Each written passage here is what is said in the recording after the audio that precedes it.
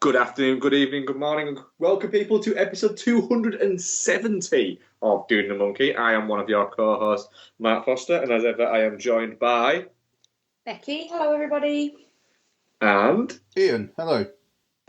and yeah, we're here to talk about some films, aren't we? Apologies, I've literally just got in. So yeah, we've got a double bill today. We're going to bring you reviews of the new film Searching, all set around being shown from a computer, but not really, actually. And we've also got a review of the latest Leigh Whannell film, Upgrade, which we'll be chatting on there as well. We'll also be giving you some what I've been watching, and we'll be some trailer chats, some tangents, I'm guessing, and some other bits along the way. Into the movie news, Ian. What's been happening this week? Venice has been happening. It has, yeah. There have been reviews and stuff. There's no point getting into that. We'll just talk about the films as and when they come, I think. Yeah, it's one of those. It's always a little bit funny, I think, with film festivals trying to kind of. They've all got their slight little quirks and ticks and nuances that they have, and some tend to favour different things, and others tend to favour other types of things. So, a film, for instance, that is going to be really popular at Cannes wouldn't be the same type of popular at something like Sundance. Yeah, quite. And Venice again is another one like that. Of course, the Suspiria premiere was there, wasn't it? Venice, yeah, on Saturday. Yeah, little bit worried. It's that length. Yeah, a little bit worried. Just we'll see.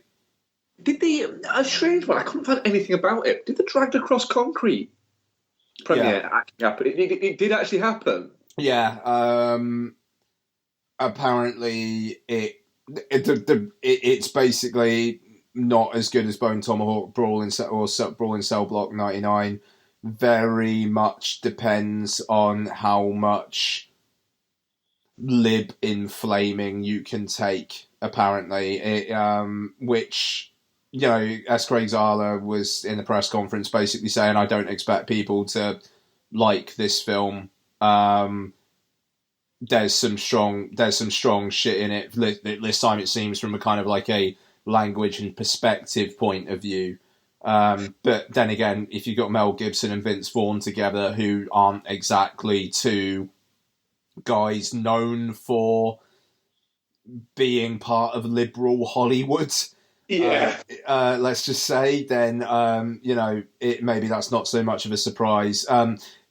It's interesting that literally I think that thing is playing Venice and nothing else. Yeah, it literally is. That is it. It doesn't even have a kind of a release date yet, and it's 2 hours 40 minutes long. Yeah, I've just read the synopsis. Is it supposed to get you to sympathise with these people? I don't. You don't think so. No, because the thing is, he's a very fucking interesting filmmaker, is Craig Zahler. He's a very interesting filmmaker, and that's the reason why I'm very, very interested in what he's going to do, because a kind of snarling film from him could be quite something. Yeah, we'll see. Yeah, maybe if it ever gets distribution. Which seems to be a bit of a theme for films this year of not getting distribution. So what's Suspiria Buzz been like? Suspiria Buzz is... No one seems to be saying it's a 5-star banger. No. And there's quite a lot of 2-3-star reviews about. Yeah, I've heard some of the acting is questionable. Dakota Johnson's supposed to be really good, though. Yeah, Dakota Johnson's supposed to be. Is very good. I've read that the. Can I just posit something though? What? In the original and in like a lot of the Giallo movies, I know it's not one of those, but there is questionable acting in those as well, and some of the theatrical, let's say, acting is what makes them the experience they are. That's fine, but that's okay. But if you're going to do a 2.5-hour version of Suspiria, you're attempting to do something slightly more polished than you would consider that to be. So I think you've got that. And plus, a lot of the time, the giallos, it's because you've got second tongue acting and things like that. So and random dubbing. Yeah. But yeah, it's like you say, it's a little bit like I think I saw a review, a tweet from somebody, and I was sort of deciphering between the tweet and going, it's like this person achingly doesn't want to go. I didn't like it. Yeah, I It's a Marmite kind of release, to be honest. I think it will be one with people either they'll love it or they'll hate it. Yeah. We'll see. I don't know. It's just like I feel like my expectations are now. Don't be surprised if it's not a 5-star banger, and now I can just kind of like take that on, and hopefully I'll still have a good time with it. Yeah, well, that's kind of where that's kind of where I've been with it throughout the entire thing. I'm always a little bit right. I need to just temper this. What is it? And then, like I said, the 2.5-hour thing always worried me. I don't bother me. Do you know what? I might come out of it and go, do you know what? Yeah, it earned that. A 2.5-hour movie doesn't bother me. I look at it and go, right, can it warrant its runtime? And being something that is a remake of something that is 4 minutes longer than its original one, it is very much I've never sat there and watched Suspiria and gone, do you know what there could be more of here? So there is that. We'll see. No, I could watch that giallo blood being splashed around for 40 extra minutes, to be honest. Fair enough. There's no blood as red as giallo blood. There is no blood as odd a colour as giallo blood. Yes. No. Yeah, I'm trying to think of anything else that I've seen happen in the movie world. There was a big Captain Marvel announcement, wasn't there? That everybody predicted, including ourselves, predicted that it was going to be, we were going to get the first teaser trailer for Captain Marvel, and it was a magazine cover. I mean, like, Brie Larson's tweet said, "Oh, hey, EW, are you ready to break the internet?" Yeah. And it's just like, what? With what? A shot that looks like it easily could have been photoshopped a year ago when the casting was announced or whenever it was. Yeah. I don't know. I mean, it was lame. You know what? That is the best word to describe it. It was lame, wasn't it? It was just a little bit. Really? That's what you got? Yeah. That's what. It's like next time they go, they do something like, hey YouTube, are you ready to break the internet again? Fuck off now. Fucking show the trailer off. Fuck off. It's a little bit like that. It's making me dislike this movie. Do you know what, the phrase "break the internet" I always associate it with Kim Kardashian, because obviously that's where it's kind of sprung from and come into the common vernacular. So I automatically hate anything that uses it. Just automatically. You automatically assume it's going to be about a big bottom.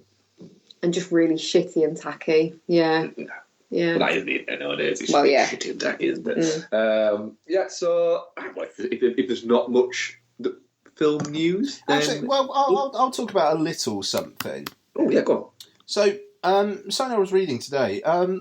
So, Mubi, who we were talking about a few weeks back for being a bit fucking silly with their campaign, their ad campaign, they've announced something today. I'm just going to read this directly from the piece in Screen Daily.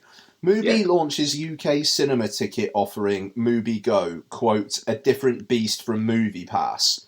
So, Movie Pass, for those who don't know, was this thing in the US where basically it was like Cineworld Unlimited or Odeon Limitless. Except it was like you could use it in pretty much any cinema. But then they started introducing all these fucking limitations, because basically it was $9.95 a month, like $9.95 a month, all you can eat. And basically this company was essentially paying full price for these movie tickets whenever anybody was actually using it. God knows how they thought they were going to make money. And they've started adding all sorts of restrictions. It's fucking fascinating. But anyway, so streaming outfit Mubi has added a theatrical element to its UK service, offering users one free cinema ticket per week to a film selected by the company. The initiative kicks off with Sundance Grand Jury Prize winner The Miseducation of Cameron Post, which is released by Vertigo on Friday. This will be followed by The Rider, released by Altitude, and then Skate Kitchen, released by Modern Films. The selections chosen by Mubi's programming team will be a mixture of general UK releases and Mubi's own distribution titles. Recently, the company took UK rights to Suspiria, which Screen understands will be a Mubi Go title when it is released on November 16th. So, basically, they're not increasing their prices yet. They're saying $7.99 a month, you'll get Mubi and access to essentially a ticket to a film of their choice, one a week. It's only in certain venues, so View have signed up to it, but then it's quite a lot of indie cinemas. The Barbican, ICA, Genesis in Rio in London, the Watershed in Bristol, fantastic. Home in Manchester, the GFT in Glasgow, the Showroom in Sheffield, Chapter in Cardiff, that's great. Broadway in Nottingham, the QFT in Belfast, etc., etc., etc. Literally, if you just Google Movie Go, you can find this. So this is really interesting. Basically, what Mubi are doing is they're essentially negotiating, okay, if somebody uses our app. So you've got to walk in on the day. You can't reserve it in advance, which is a bit shit, but never mind. And basically, you have the app and you say, here's the app. I want a ticket to this. And then essentially the cinema will charge Mubi a discounted rate for the ticket. So it's almost like Mubi are like block buying the tickets, essentially. Yeah, so let's say they pick Suspiria. Mm-hmm. And it's you can go at any time, or they specify a date. No, it's like any time in that week. So the Friday through it looks like the Friday through Thursday. Go see the film that is like the film for this week. All right, it's an interesting idea. The only sort of quibble I have of it. Of our choice. Even of our choice thing, I think actually quite an interesting idea. Yeah, I guess maybe wouldn't necessarily go for the other one. That's it. But the only thing, sort of like minor sort of line on that would be, it would get very irritating. Let's say if every week, let's say you had over a 10-week period, only 2 of them you could go and see if you didn't live in fucking London or a major city. It starts to get a little bit annoying. There. Yeah, I mean, the thing is, it completely fits into their whole thing about curation, doesn't it? It's a pretty cool idea. So, and in the end of the day, I think they're probably thinking that a lot of their subscribers are probably people who live in or around cities.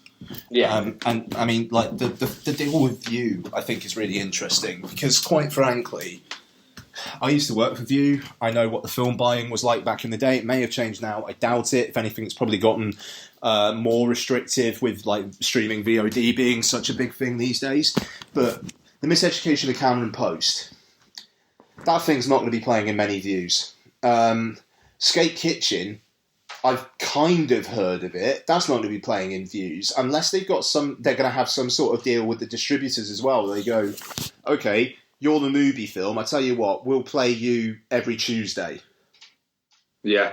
And if they do something like that, that would be pretty cool. But it just, would they do something like that? Yeah, participating chains, every cinema has to show it at least once during the week kind of thing.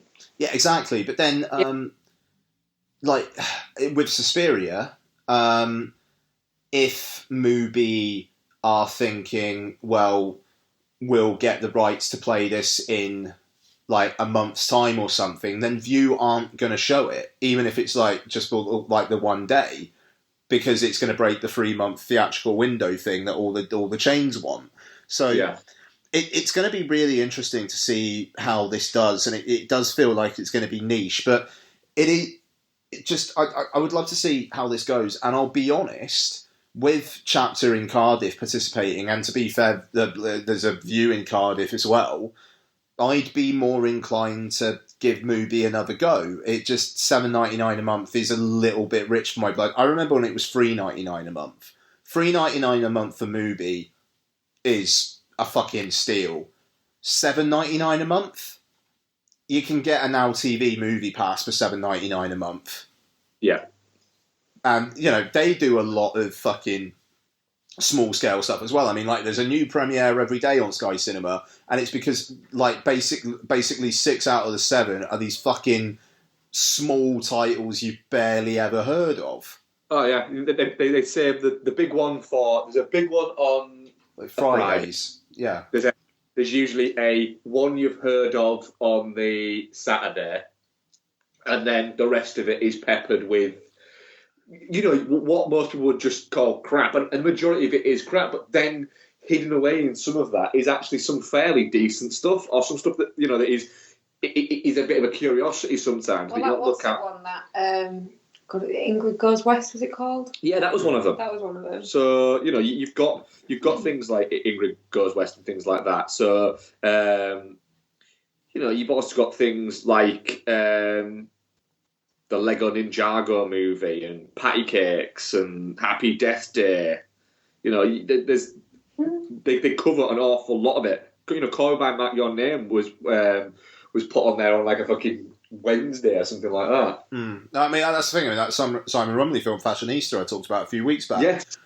That was on there. Shit, man, I probably never would have fucking watched that unless I saw that pop up on Now TV. That's the thing.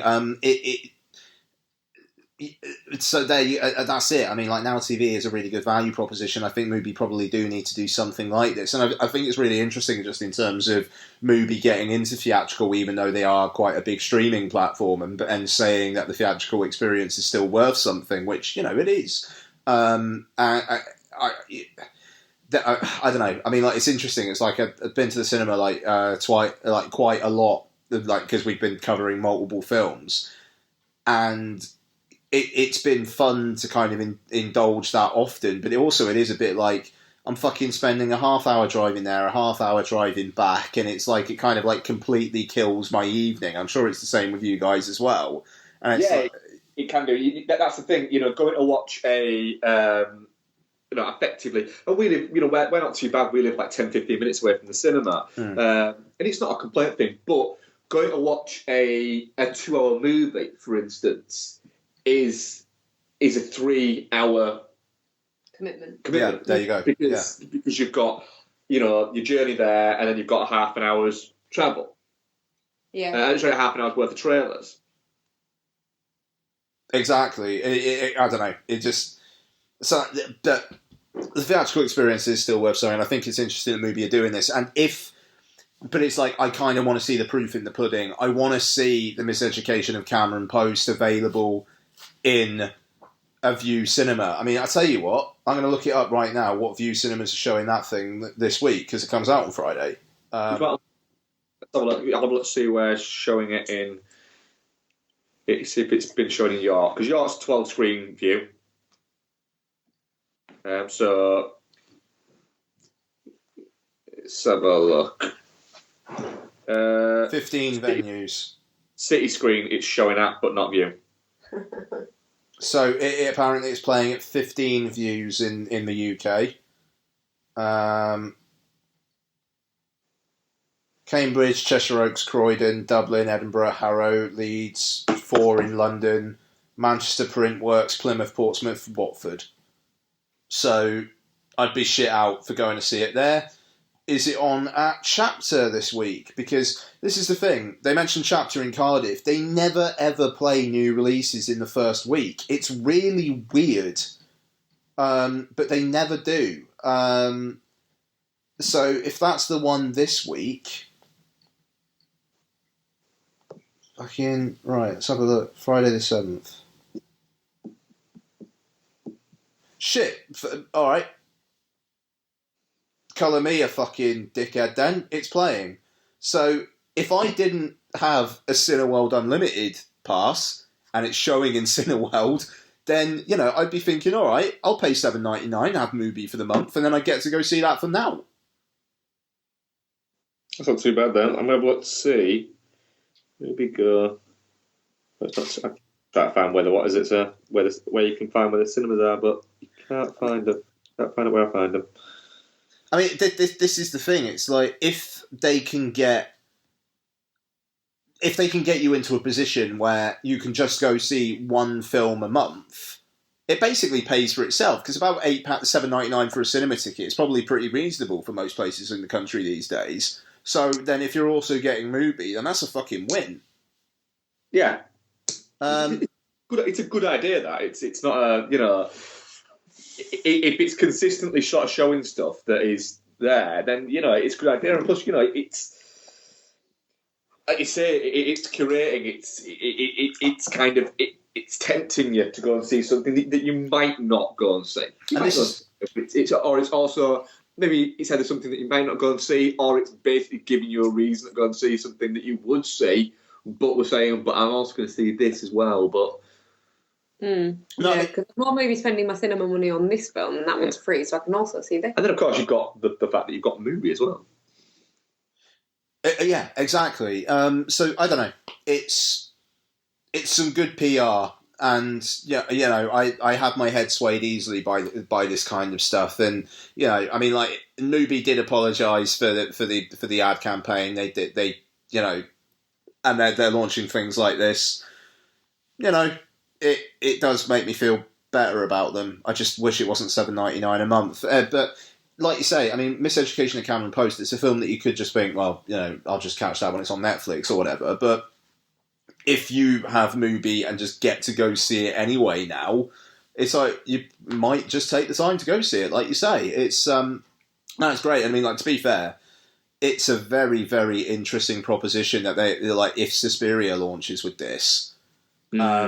Just because they're looking for 100+ venues, and it is like, well, now maybe could they work out something with you to get it a little bit more like mainstream theatrical exposure?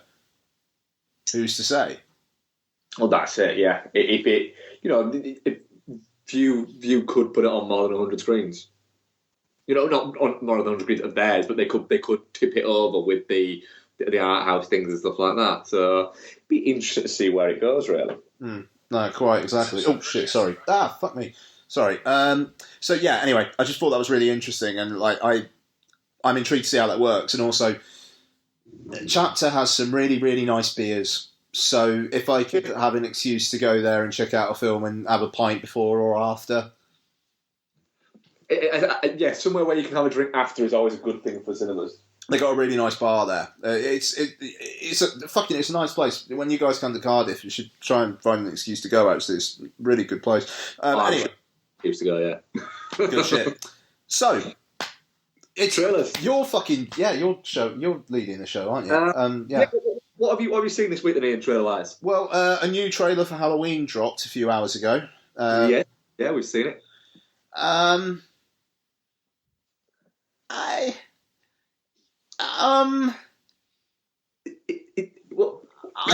hope they're going with the familiar stuff in the trailer because they're going to pull some surprises in the finished film. Which is basically what you just said, wasn't it? Yeah, the first trailer they released looked like it was, obviously the story it is going to be a continuation of more of the same because it's a sequel, but it is. But it looked like they were doing sort of new, interesting looking things with it, and this new trailer just makes it look like it's a retread of the first. Yep. Which, if it is, will be really fucking disappointing because the vast majority of like actual proper horror fans that will go and see it will go, right, okay, so we're supposed to be completely ignoring any from 2 onwards. Right, I need to remind myself where the first one actually finishes. And they'll watch it, and then if they then go and watch this and it's a retread, that's going to be really fucking boring. Yeah, I don't know. I'm worried. I am a bit now, and you're less worried, aren't you? Yeah. You don't want them doing anything experimental and interesting with. No, I found doing experimental and interesting. It just, at least this seems like it's all from the same movie. I didn't think the last one did. I thought it seemed like it was 2 different fucking movies fighting over itself. I'm still worried about the Jamie Lee Curtis, Michael Myers killer, fucking, she's been training for this for 40 years thing. That still worries me a little bit with the crazy lady hair and things like that. Yeah, but she's got crazy lady hair because she's supposed to be an older version of the Laurie Strode in the first one, who's like, she can't be like Jamie Lee Curtis looking all like handsome woman, short hair kind of look. That wouldn't work. That's not a continuation of that first Laurie Strode. Mm. You know, and I hope and think that in the actual movie, she'll be a little bit less Sarah Connor than they've tried to make her out to be in this. That's my worry. Is she does come across as a little bit Sarah Connor, doesn't she? I think it's probably just that she's lived a life in fear of him getting out, so she's made sure that if he does, she can do something about it. I hope, because I think they've tried to pull people in with this kind of badass final girl vibe, and I hope they've actually handled it more delicately than it looks like they have. You know, and I think it'll be interesting as well, because obviously if they're stopping at the end of Halloween and there's none of the weird shit that goes on after that, he's a killable baddie at the end of Halloween. He's still a killable baddie. He's not got superhuman powers. That's what worries me. But the stakes are high. I'm worried for two reasons there. Worried number one, that they're just going to set up sequels. And worried number two, that they're just going to kill the fucker off. Mm. I don't know. But he needs killing off at some point. He's not scary. Why? There's no stakes if he's unkillable, because you just go, do you know what? He's unkillable. I'm going to move to Brazil. And then when he follows you to Brazil, you move to Mexico. You just keep fucking off so he couldn't find you. He walks really slowly. And he would just walk all the way there. So you'd have quite a lot of time. He's not hunting us. No. But if you were her, you'd just keep moving to different places. Yeah, but when she dies, you just move on to somebody else, and they have to start moving out. And that's how it goes. Yeah, absolutely. But if he's unkillable, then it takes all the... He is unkillable. Absolutely, he's unkillable in the sense that even if they fucking kill him off in this, in 10 years' time, somebody else can just fucking revive him. Yeah, I mean, to be fair, H2O seemed pretty fucking final. Yeah, they cut his fucking head off.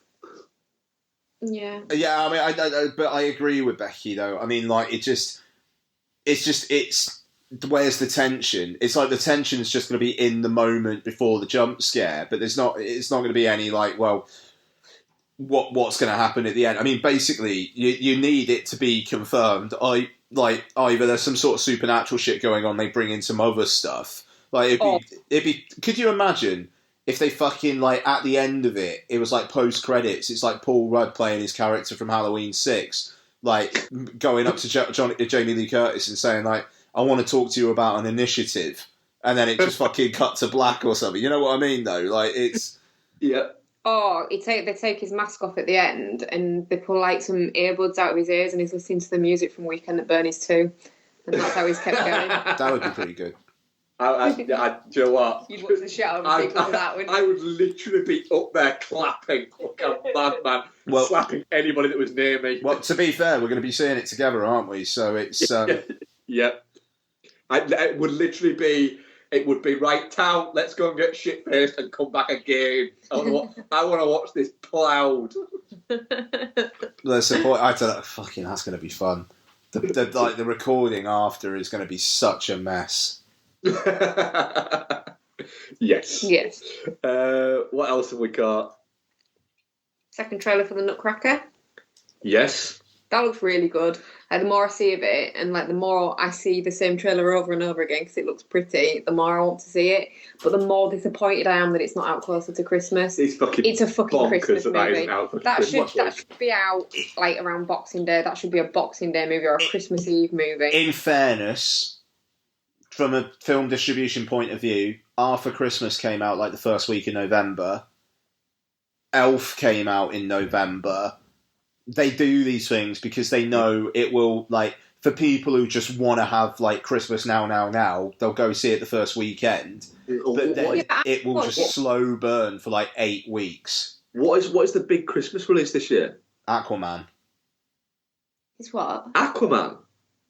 Sorry, basically. Is it? There's nothing else. Because there's no Star Wars, is there? No, I mean... When's Grindelwald out? That's November. Is it November? We're not right. Just putting it out there right now. We are not reviewing that. Right, stop telling people off. Not watching that. What, Grindelwald? Yeah. No, that's fine. We didn't review Fantastic Beasts anyway, so. I still haven't seen it. What do you think of the trailer for Nutcracker? I'm kind of, I am intrigued by it. I'm gonna see if Lots wants to go see that. I'm up for reviewing it. If I've got to go see it by myself, I will. I'm trying to see what the fuck else is out over Christmas, because I swear there's like a bunch of stuff out on Boxing Day, but it's like, what is like the lead up to Christmas stuff? So Creed 2, 30th of November. Fucking hell, that's coming up. Nice. Yeah. Wreck-It Ralph 2 is the 30th of November. Home Alone and Die Hard are both getting reissued. First week of December. That's pretty awesome. I had in the cinema. Yeah, I could go for that. Okay, so Aquaman is the 14th. Fucking hell, is it? As is Mortal Engines and Spider-Man Into the Spider-Verse. Oh, yes. Oh, fuck it, of course. Mary Poppins Returns. It's out on the 21st. That's it. That's why they've not released it then. That's it. Yeah, but I'd much rather watch the Nutcracker in the cinema the day before Christmas Eve than Mary Poppins. Well, go see it the day before Christmas Eve then, Bex. Nobody's stopping you. I know, but will they still be showing it then? Yeah. Yeah. Yeah. Yeah. Yeah. Yeah. We'll bill it with Mary Poppins. Stop hitting me. It would be a magical day. Oh, fuck yeah. I'm imagining the look on Mark's face and it doesn't say magical. Boxing Day, what a treat. Alita, Battle Angel, Bumblebee and Holmes and Watson. Holmes and Watson. What's that? Holmes and Watson. After that fucking poster, it's Holmes and Watson. We need a trailer. We do need a trailer. And do you know what? The thing is, I can envision the trailer right now in my head, and I bet it is exactly the same film as that is going to be. You two can on your own. I'm not watching a Will Ferrell movie. Why? You like Will Ferrell? I like old Will Ferrell. Will Ferrell as Sherlock Holmes? No. Oh, God, how is that a no? Yeah. No. How is that? You will watch that and you will fucking enjoy it. No offence, Becky. How the fuck is that a no? Just no. You fucking you pit of misery. I don't like him. Yes, anything you watch in it, you laugh at him. Like it. Oh, do you know what, man? Like, fucking the 28th is Lottie's birthday. I think I'm gonna have a hardcore day of kid birthday madness, and then once she's down in the evening, I'm gonna go take myself off to see Holmes and Watson. That is a treat right there. Right, so I'm trying to find the last good film he did. The House that we watched that you really enjoyed. Oh, The House is great. Yeah, that you really enjoyed that. Where is that? That's not even in his thing. Are you looking at the right one? Yeah. You look at the right person. Oh, there we go. Did you just say, are you looking at the right person? Yeah. Okay, alright. A lot of faith in me. Fucking hell, Mark. Alright, prior to that then. What? The House was fine, but it was trash. It was fine trash. It's Will Ferrell. Before that, where are we at? That's shit. Stranger Than Fiction, 2006. Shut the fuck up. There is no way the last good thing that Will Ferrell was in was Stranger Than Fiction. I mean, Stranger Than Fiction is great, don't get me wrong. Like, nah, not having that, Becky. I'm not fucking having that. You like Daddy's Home for a No, start? I don't. I think it's really mean-spirited and it made me cry. Get Hard was good. No. You didn't I see haven't it? watched it. It's good. Get Hard's funny. Right. Oh, the Zoolander 2, for fuck's sake. Sorry. It's crap. No, you go fuck yourself. Everything Must Go was good. Casa di Mi Padre. I've never actually seen Casa di Mi Padre. Oh, that film's funny. Everything Must Go, the one where he... Oh, the other guys, for fuck's sake. Other guys. Gators bitches better be wearing jimmies. Come on. You like the other guys. Becky has the habit of liking Will Ferrell movies, but decided that she doesn't like Will Ferrell for some reason. I don't know where you're at on this. What's Everything Must Go? We watched that and she really quite enjoyed it. Oh, Land of the Lost is good as well. Oh, yeah. Land of the Lost is fucking great.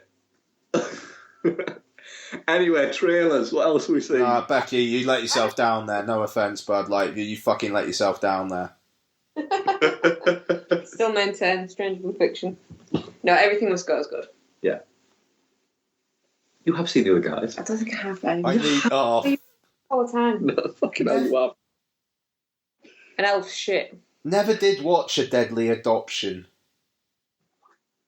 Oh, was that the what is it one? The Lifetime movie one that was actually on Lifetime that he did with Kristen Wiig. Yeah.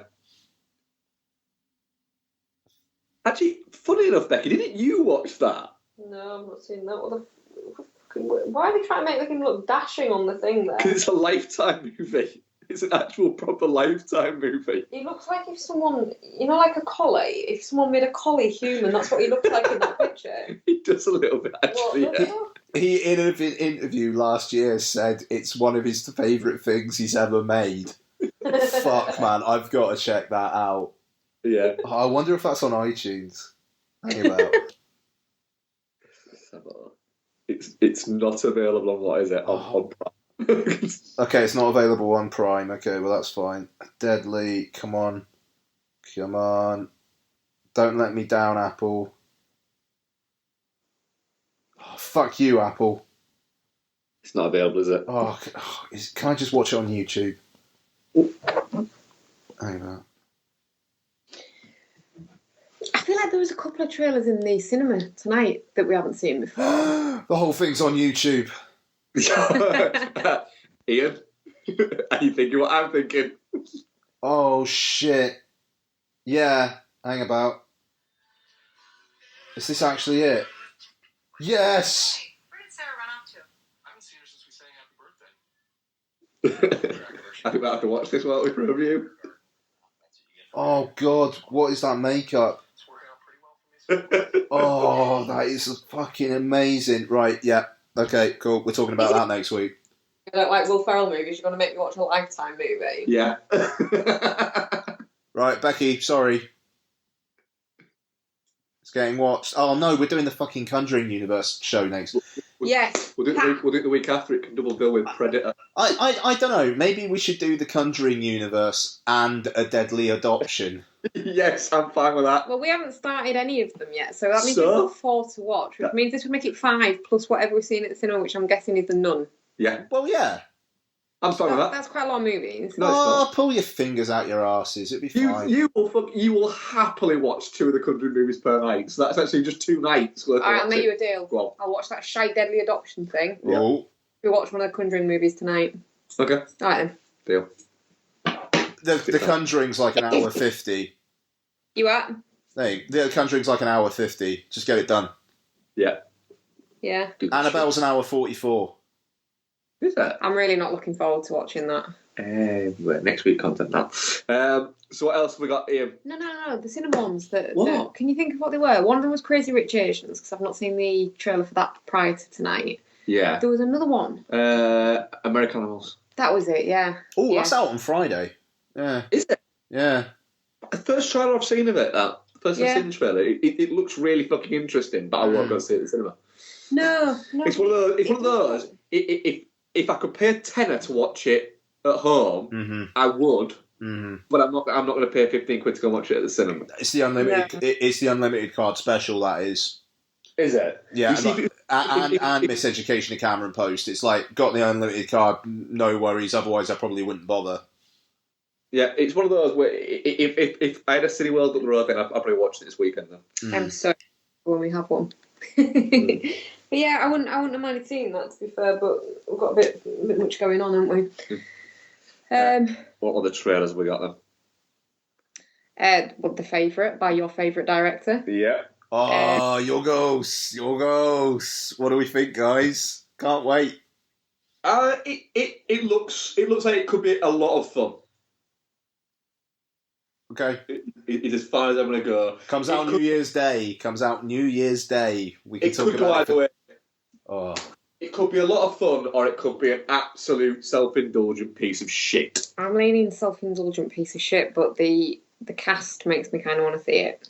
That's it. The cast makes me want to see it. The fact that I'm not a great fan of period piece settings, but if it's period piece settings but looks like it's kind of thumbing its nose at them a little bit at the same time, I am fine with that. The cast I'm fine with. That's all interesting. It's just that director. Do you know what I was thinking all the way through it? This was quite interesting, actually, despite the fact that it's by that director. And then there's a bit at the end where Emma Stone's character goes at the camera, and it's like, no, you've ruined it. That just ruined it for me for some reason. It felt really out of context with the rest of the trailer.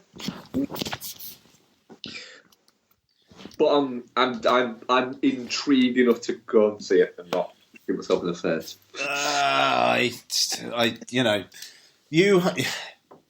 Mark, you have David Ayer. I have Yorgos Lanthimos. But one of them's got laid. All right, look.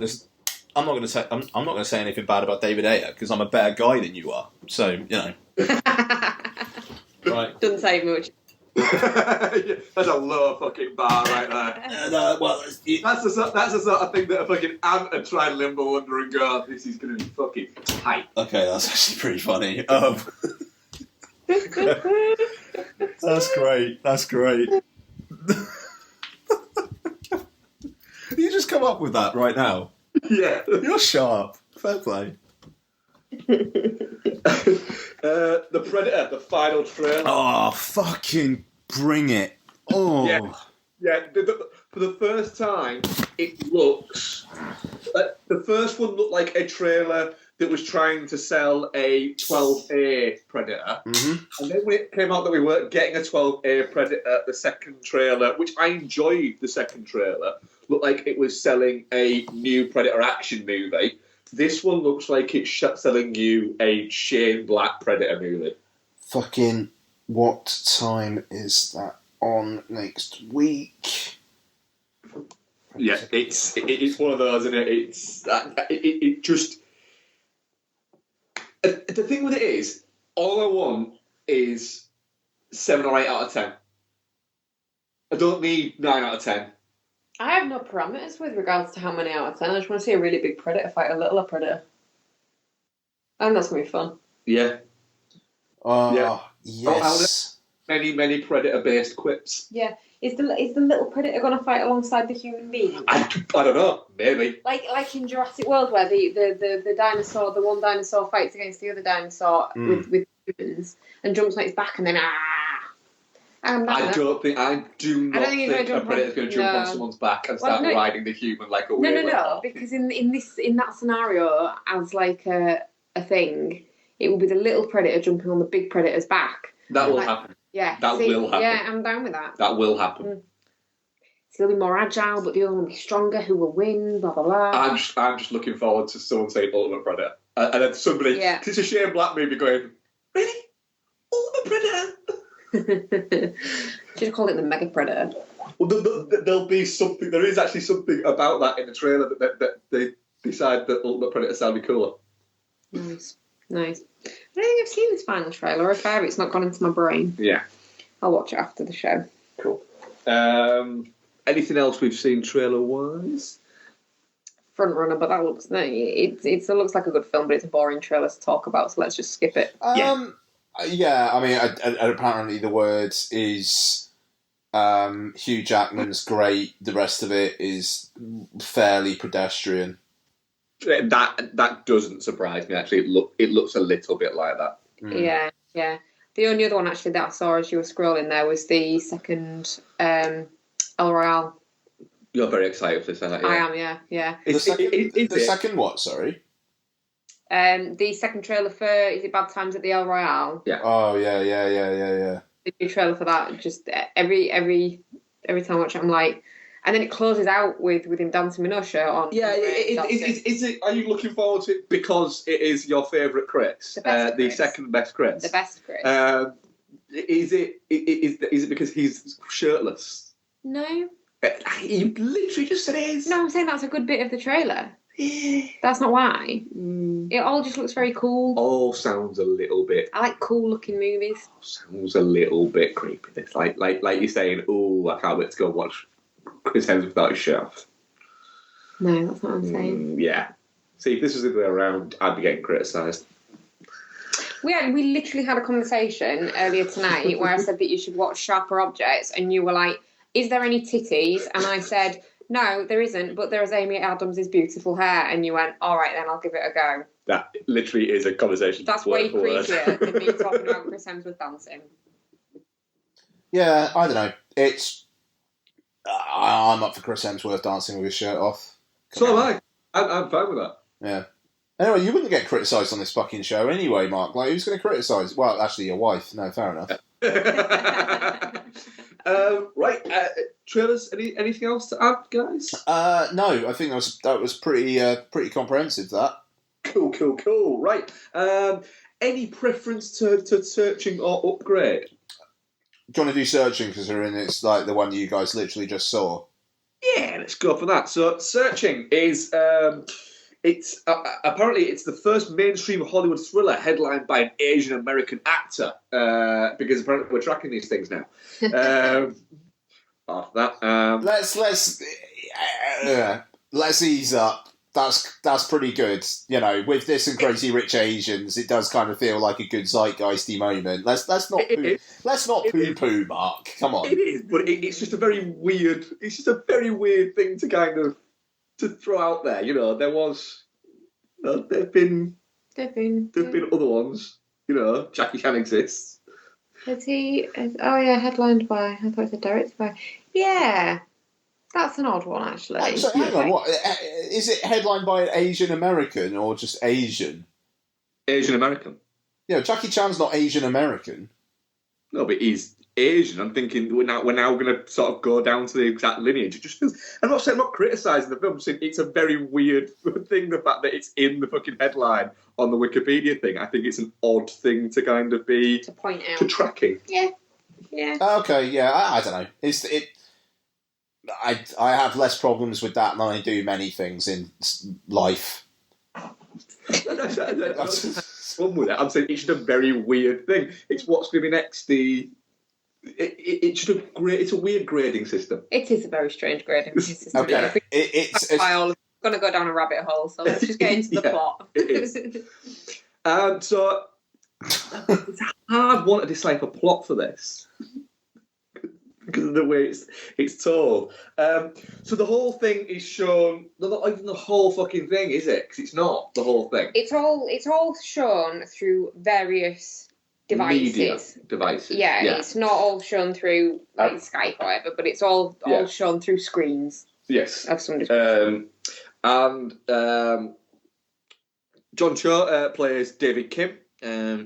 Who we go through the start of it. It takes on a bit of a journey through his daughter Margot's life and how we get to the point of where the kind of the story starts. And so it's taken from being born, I think, isn't it? Yeah. Yeah. Off first day at school now, I think it is, maybe. Prior to school, yeah, early years up until. Before that, because pictures of their wedding and all sorts, isn't there? It logs into all of their different. I know it's not. All right, then fucking go with it. Through to where we pick up the story, where she's a high school student, and sadly her mother has passed some months earlier, and basically leading us through into that. She seems to have been a little bit disjointed and. It's told at the start through sort of FaceTime and things like that. So, firstly, Ian, did you get on with the way the film was shot and shown to you? Yeah, it wasn't particularly a problem. I mean, obviously we reviewed Unfriended Dark Web last week, which has a similar milieu.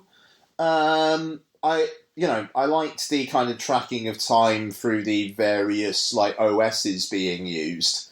It kind of started with Windows XP, I think it was, and then kind of moved on to modern day Mac.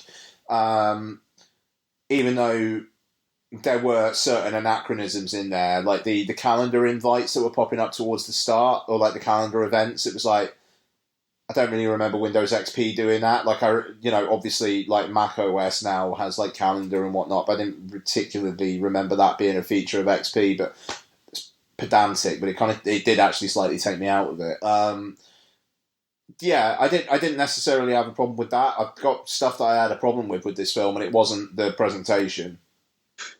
So how did you find the film in general? Then we'll get into sort of like good points and bad points. Cool. Yeah, I mean, like I thought the first 3/4 or so were actually pretty strong, and I thought John Cho was really good, and then it fucked it at the end. That's kind of like it turned from a film that I thought was actually really genuinely engaging and enthralling, and it took a silly turn, and then took a turn which. This kind of thing. Usually, they're like quite low budget horror films that've got like a nasty sheen to them, and Searching is definitely more mainstream in that regard. And I don't know. I was talking to Donna about it after, and she was like, well, "That's all spoilers all the time. That's a nice ending. Like you're obviously not a mainstream audience member." And it was like, okay, yeah, no, I see your point, but. It feels fucked up to say, but it's like having her kind of live at the end was a bit like, all right then, fine, I suppose. Let's have Unfriended Dark Web. Let's just have a fucking cyclist get hit by a van at the end. He'd have been left with no one here, no one at all. He'd have been all on his own. Oh, he had his dirtbag brother, didn't he? Was in the middle of the fucking road, so it's his fault. He'd have been left all on his own, Mark, with his weed peddling brother. That's not fair on poor John Cho. No. I mean, okay. Yeah. No. I mean, like it's I don't know. It's interesting. It was produced by. It is unlike you to be rooting for the kid in the movie to die. Normally, you're like, no, all children in all movies should live, even if they're really annoying. I don't know. You're like, that bitch should have died. I know. I don't think I'm quite that bitch should have died, but it just. I don't.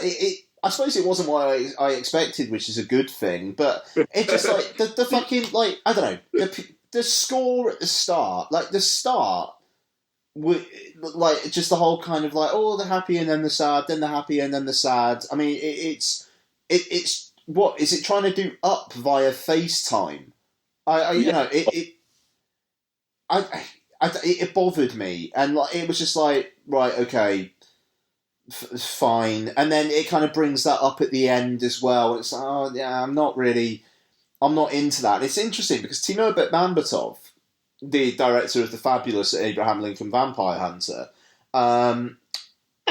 he's produced 3 of these, right? So he produced Unfriended Dark Web, he produced this, and he's directed one, which is playing LFF called Profile.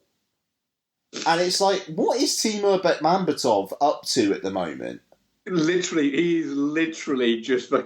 just refreshing something on his laptop and going, oh, for fuck's sake, and then just writing these fucking movies or whatever.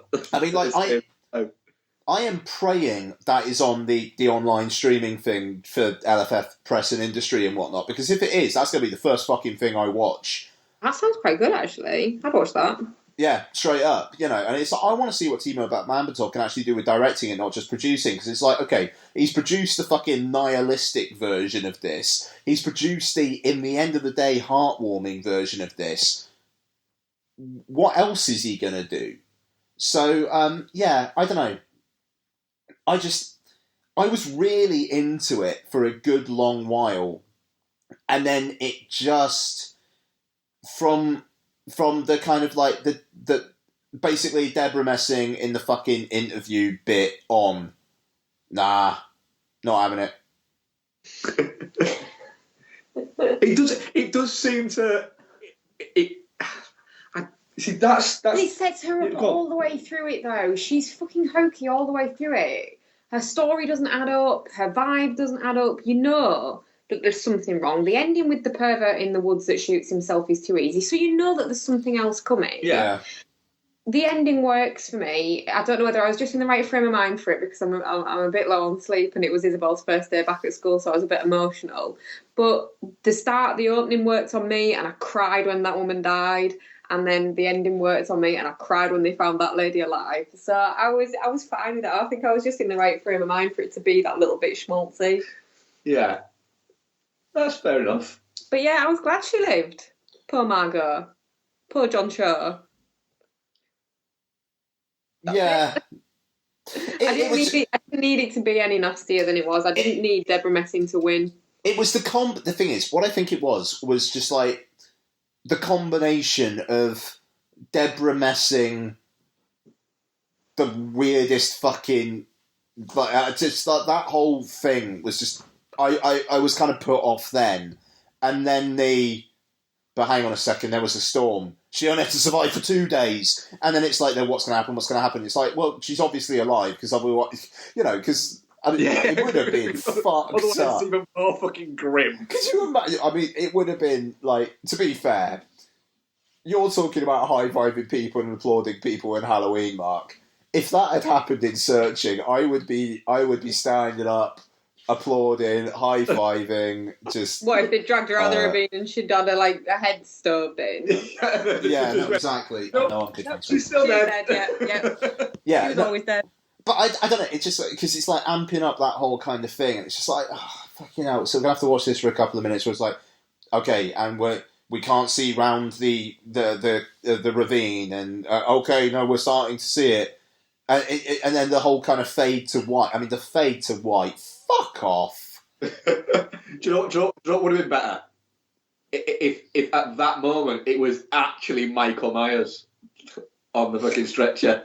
Oh, that would have been good. Actually, I'll tell you what would have been better. And just the Halloween music started and it just said, in cinemas, October 31st. Oh, that would have been good. Shit. Like it was just a really long trailer. Yeah. It should have faded to white, and then it was the reveal that it was the nuclear bomb in Mission Impossible Fallout, and this was actually... Anyway, sorry. Or you should just fade it to white, right? And then that battery with the little red line in it and the plug thing plugging in was just on the screen, and then the lights come up in the cinema. Oh, that would have been great. Oh, that would have been good. Would it? Yeah. Thing is, it lost me at a different point.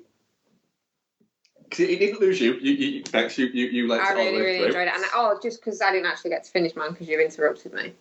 Sorry. I really thought the way that it was filmed was really well handled as well. I thought it was really well done. There was a few points where the change between the screens he was using, I was like, oh shit, yeah, this is supposed to be on the screen, isn't it? Like you could, it was easy to forget about the fact that was the case. I thought it was a lot better done with that than it was done in Unfriended. The idea that it was on multiple screens. Yeah, it was fine. The minute they took it out of the screen, though, and went to news footage, it lost me. That's fair. Because you're changing your hook, you're changing your little viewpoint, and you're now using these bits. It lost me a little bit there. And then they went, and now we've done that, we're going to do other people's phones that aren't anything to do with him, and then we're going to use these security cameras that he's put in his brother's thing, and it just got a little bit like that. I was like, do you know what? It felt like they've committed to an idea, got to a point and gone, shit, how do I do this though? Oh, fuck it, I'll just do this. And it's... All they've committed is to only showing stuff that could be watched via a screen. That leaves it very open. You've gone from being high concept to being not that much concept, really.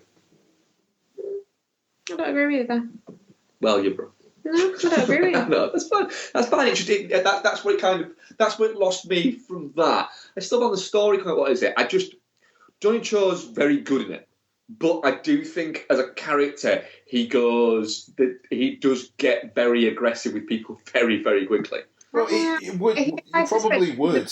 Isabel, I probably would. Yeah, but even the girl who's just trying to help him and sort of say, "With what is it?" He starts snapping her a little bit, and it's like, dude, just you need to kind of have a little bit more. Which girl is that? The girl whose study group thing it was. I think though that's supposed to he's supposed to be getting confused, isn't he? As far as he was concerned, she was at that girl's house. Yeah. Until late in the night, and they were friends. And this girl's now saying, "Well, no, she left at 9, and I barely know her." I think the anger is coming from shit. What the fuck? I don't know anything about what my daughter was doing. Which is fine, but I just felt personally the character directed it in the wrong way. not because of the performance, but I just think he maybe He's wasn't. lashing out in at the wrong Yeah, people. he is. Yeah. I don't know whether I liked it more because like having a child. I have a child. Yeah, I know. Just went out with the same child. But Margot's supposed to be what, 16? 16. And Isabel's 14. So there's a couple of years in it, but they're quite close. And we don't know what she does online. We can ask her and she can tell us what she tells us, but we don't know for sure what she's doing online. I don't think she's buying weed off my sister. Would it surprise you if she was buying it off Tyler? Yeah, Tyler's scared of things. All right, no, but do you know what I mean? Though you don't know. She could be buying it off a mate. She could be arranging to meet up with people. She could be going after school to film. Oh my god, the most amazing place to hang out. You don't know what she's doing. She could be doing casts. Eh? Yeah. Not sure. Not sure, Magdalene. She could be doing casts. She could be talking to people. She could be getting catfished. You don't know, do you? And I think that was kind of a bit of a shit. I think I kind of sympathise with him. Touch a nerve. Yeah, I think it really did actually. That's fair. Mm. Yeah, I mean, I did like the fact that she just was a good kid. Yeah. Yeah, because he's leading you down a pathway to say that, she was involved in something else, and it's not. She was running away. Yeah. No, she wasn't. She was just going to hang out at this place, and she was just a good kid. And and the kid that did it wasn't really that bad of a kid. He just wanted to give the money back and scared her, and she ran away. And he did catfish her for 6 months. We did catfish her, which isn't great. That's a bit mental. It's a bit creepy, that. I wanted to know why his username was Fish and Chips. Sorry, yeah, that was weird. It was an odd one, wasn't it? Because it's not. It's because that has more relevance in this country than it does in. Yes, it's in the US. Yeah, you're right. In the American community, is he called Surf and Turf? Yeah. Oh dear. So it was a little bit like that. It's. Oh, you're on form. Yeah. I am zinging them off left, right, and fucking centre. That's good. I think I did enjoy it. It's just once it moved off the screen, it kind of lost me. And the fact that he spent the entire time with his FaceTime open, using it as some kind of weird little mirror that he talked to his computer with, was odd. Even when he was on calls with people, he still had his FaceTime open. Do people do that? Probably. People are weird now. People are weird. I think what I liked about it as well is you feel like you're investigating it along with him and finding things out along with him to an extent. Like when he finds the messages from his brother and you're like, oh no, he didn't. And when he finds out when he sees the stock photo of the girl and you're like, oh fucking. And I said to you, no, I'm not gonna say because it's a bit cheesy in public, but about him getting catfished. What did you describe it as? Catfish and chipped. Yes, I can describe it as catfish and chipped. But yeah, when the picture comes up and you're like, oh, she's a stock photo girl. And then you're like, well, who could it be? And I liked it. I like the fact that you were kind of finding things out alongside him finding it out. Mm. In terms of catfishing, he went 3 scrolls down? That's fucking amateur, that, isn't it? Yeah. Fucking 3 scrolls down. You reckon you should have done a bit more of a deep dive? Fucking, yeah. Yeah. Yeah. Because it's quite easy to fucking find that. Yeah. Yeah. Yeah. Amateur. Mm. Yeah. No wonder he got fucking caught. Little bitch. That was creepy. I don't know, I didn't know you could do that with pictures and image search, yeah. I didn't know you could do that. Yeah. You can reverse. I knew reverse image search was a thing, but I thought you had to do something special to do it. I didn't know you could fucking drag a picture into it. Yeah, you just go into Google image search and it just brings it up from there. Machine learning's fucking mental, some of the shit they can do these days, though. Because that's obviously something Google have just developed with machine learning about recognising these things and being able to do that. But fuck, the cloud's fucked. It's all in the cloud. The cloud's just weird. Yeah, it's all mental. Scary, dangerous place. Yeah. I can see. I can absolutely. Like I say, it lost me a little bit before. I did enjoy it overall, but I can see why Ian. I can see why, from the point where it lost you, it did lose you. Yeah, I can see that it does feel slightly disconnected from the rest of the movie. It's just like, I just want to know, like, the one question I wanted to ask Deborah Messing, how the fuck did you convince that guy to kill himself? No, I think the information was that she just went and shot him. Yeah, she just shot him. Hang on, so what? So she got him drugged up. She got him to say that shit, and then she shot him. Yeah, she got him baked, got him to say that, what is it, and then she shot him in the face. I assume it was the face. Don't you see him with the gun? No. She just says when we got there, we found him with a bullet wound to the head. Yeah. Oh. Yeah. So that's what she did. I thought she was like the suicide whisperer. No. No. Oh, what a strange dark power that would be. No, but it reminded me of an X-Files episode. It was called like Pusher or something, about a guy who could talk people into doing things. And there's a bit where, towards the end of the episode, where he's trying to convince Mulder to kill him, like shoot himself, I think. Yeah, I think I remember this one, yeah. Yeah, so, not a million miles away. But, yeah, I don't know. Unfriended Dark Web's way better. Sorry. / fuck you. I preferred this to Unfriended Dark Web. Yeah, me too. Nah, you're wrong. But... So what are we saying on this, guys? Where is everybody on it? Nah, definitely not shit. Like I enjoyed it for like the first hour or so, and it did have me into it. But by the end of it, it was like I will never watch that again. Fair enough. That's a fair enough one. Where are you on it, Bex? Oh, definitely not shit. And we'll watch it again. And Ian's wrong about the ending. I'm also definitely not shit. And I will end up watching it again because Becky will make me watch it again. I just want to say I am all for 16-year-old Asian American girls living in real life. You wanted her to die. Just not in movies. No, I don't. You wanted Daniel Kim to be on his own with his smackhead stoner brother. Yeah, smackhead was a bit strong, wasn't it? Yeah. It's a bit harsh, that then. Well, that's why I changed it to stoner. Well, our audience poll on that was definitely not shit. 91%. That's really high. That's a really high vote. Wow. 9%. Wow. Shit 0%. And Geostorm 0%. It's rare we get 0% for shit. Yeah. Fair play. Well, I'm a little bit... I'm not surprised by it. I'm surprised by it. Yeah, so there is that. I know we've not got a lot of what we've been watching, but do you have some things, Ian? And then we'll do upgrade. I've got a couple of things. Sure. Yeah, go on. Fire matters. Let me just crack open a Heineken.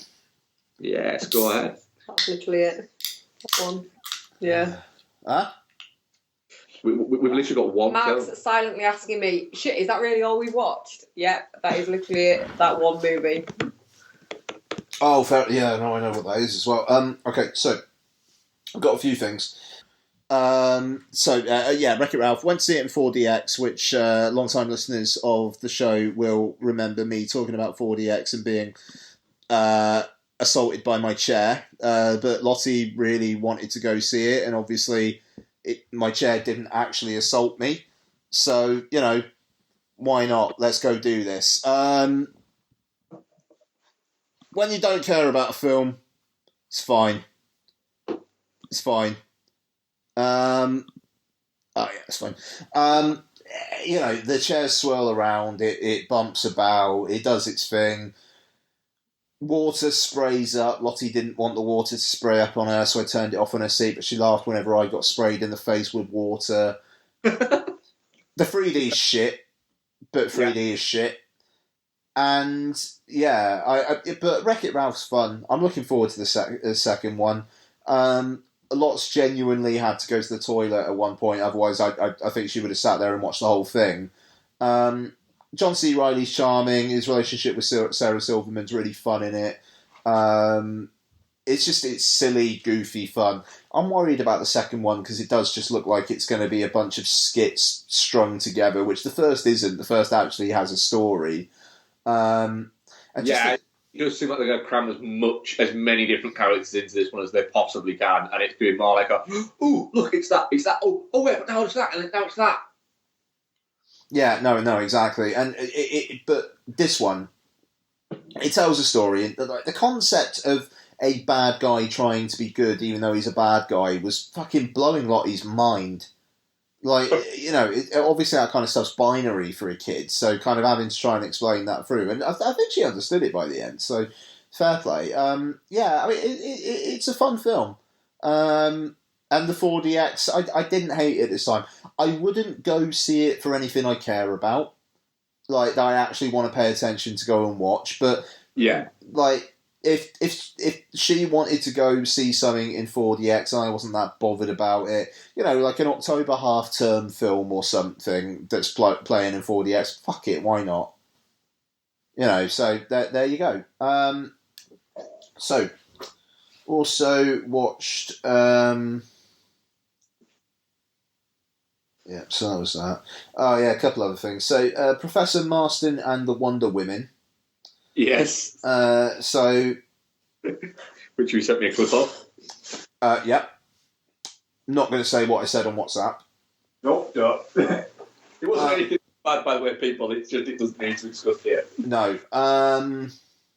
So this is the story of the gentleman who created Wonder Woman, who was essentially in a relationship where he loved two women, and those two women loved him and each other.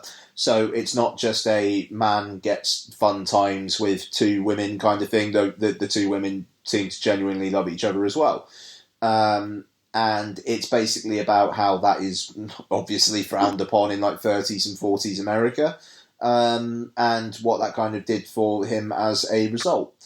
I will say there are moments in this film where if it were directed by a man, that man would never be able to live this film down. It very much delights in Bella Heathcote, which, good-looking lady, and Rebecca Hall, who's also a good-looking lady. You see more of them than you do Luke Evans. Even though you don't. It's not gratuitous, but it's kind of interesting that you don't see Luke Evans in that many compromising positions in this film. And he's an actor who I think would be perfectly fine with doing that as well. Yeah. It's an interesting film. Very strong performances from the central trio. But considering the subject matter, I was surprised by how generically biopic-y the structure of it was. And it also a bit of slipshod direction, I would say. There's stuff where it's like, well, this is being told in the 40s, but it's actually relating to something in the 30s, but no, then it's something to the 20s, and it's back to the 30s, and it actually genuinely got a little bit confusing. It was like the director had watched Inception and thought all films are better if you have things happening in different time planes. But Ian, she directed Herbie Fully Loaded. Classic. Then I take everything back. The woman's a genius. Yeah. I don't know. It's definitely not shit. The story is told okay enough for that, and the performances are strong. But I'm not surprised that this basically went under the radar, even though it came out towards the end of last year, and Wonder Woman was obviously a big hit last year. You'd think it would get some fucking heat just because of that, and it didn't. And to be honest, I think the quality of the film is probably why. I was about to say, it's the sort of film where I'll watch it when it arrives on like Sky Movies or anything like that, but I think it has arrived on Sky Movies, and I'm guessing you watched it on Now TV. Yeah, boom. Yeah. I actually, when you see like the knockoffs on Prime, yeah, I just thought it was one of those when it. You thought it was a Wonder Woman knockoff? Yeah, I thought it was just some kind of cash in. No, it's not. No, it's a film. It is a kind of cash in a little bit though. It's a. We'll throw this in here because we want people to see it, but it is a little bit of a cash in. Yeah. Yeah, I don't know. I mean, like, who knows when the fuck it was greenlit and whatnot, but it just, yeah. It does feel like that, but I mean, obviously the story is very like not Hollywood blockbuster, but yeah, I don't know. It just, I was kind of nothinged by it, which, considering the story it's telling, does feel like the film's a failure as a result, even though the film's not necessarily shit. Speaking of films that aren't shit, Cold War, directed by Pavel Pawlikowski, I want to say. I think that's right. Who, thank you, a couple of years back directed Ida, which I think was nominated for Best Foreign Language Film at the Oscars. I think he got a Best Cinematography nod as well. And also, I believe he directed My Summer of Love with Emily Blunt, like a good long while ago now, but it was like one of her early films. It won Best Foreign Language Film. Oh, it won Best Foreign Language, there you go. Yeah, and you're right, it was nominated in Best Cinematography. Yeah, that's a fucking great looking film. And it is a very nice film, actually, yeah. He did do My Summer of Love. Yeah, I really enjoyed My Summer of Love. Mm-hmm. Yeah, it was a great flick. So, Cold War basically starts 1947, I think it is, where a couple of people who are basically wanting to kind of create almost like a performing arts touring troupe are holed up in this house, and they're getting various like people from the nearby village to kind of audition and whatnot. And there's this girl who, it's revealed pretty early on, is not from the village, and she actually went to prison for killing her father. And she basically falls for the guy who's kind of heading this troupe up, and he falls for her. And it becomes this kind of story of them never quite being able to be together because of various circumstances, both kind of like just what is going on in their personal lives, but also wider conflicts. So, for instance, the key thing that kind of takes them apart at the beginning is that they are the performing troupe are being forced to essentially sing songs and do dances celebrating Stalin. He is not into that. She is scared to kind of leave, and he essentially runs away and escapes to France. He wants her to come with him, but she doesn't feel she's strong enough, so she doesn't. And there's kind of a crack there, and it reduces and increases as the film goes on before final 15 minutes or so, which is just a hell of a thing. There's a scene where you realise someone's made a sacrifice for someone, which is just fucking incredible. Like, just wow. And the ending really tops it off as well. It's amazing. It tells this really fucking epic through the decades story in 89 minutes. That's really impressive. Yeah, it really is, and it's all done in this like 4:3 frame, which yeah, like Ida, which is claustrophobic, but you kind of get the kind of oppression that they're feeling, but he still manages to pack in some incredible fucking shots. Like, there's a shot that I put up on Instagram and Twitter, just because I had to pause it and just go, that's fucking amazing. Yeah, what you did working out is fantastic. Like, it's like quite early on in the film, and it's these two people talking, stood in front of a mirror, and so they're highlighted kind of in the frame because the mirror images are just kind of are just less. Colourful's weird because it's black and white, but they're just kind of, they're less foregrounded in the frame because these people are actually there, and it's like their real image against a kind of almost projected image of other people, even though it's actually a mirror image. It's an amazing shot, and there's loads of really cool shots in this film. And the two leads, Thomas Cott and Joanna Kulig, are great. I mean, it is a little bit. She's a young, vivacious blonde, and he's an older man. But I think they actually, which in this day and age kind of feels quite reductive, but I think that they actually pull it off. The chemistry is fucking there. And yeah, I don't know. It was really, really impressive. And I thought Ida was a fucking fantastic film. Personally, I think Cold War's better, and it will be pretty fucking high up at the end of the year for me. Oh, nice. I'm going to have to get that watched. And yeah, so it's got a limited theatrical at the moment, but occurs on home cinema. It's an artificial eye thing. It occurs on own artificial eye, so it's got a premium video on demand release as well. So it's available on occurs on home cinema. Will cost you £12 though, which their new releases used to be a tenner. Yeah, they did. Yeah. So that's a shame, but it's because it's a 20% increase. Yeah, which is pretty rough. But see it at the cinema for less. Yeah, you could probably see it at the cinema for less.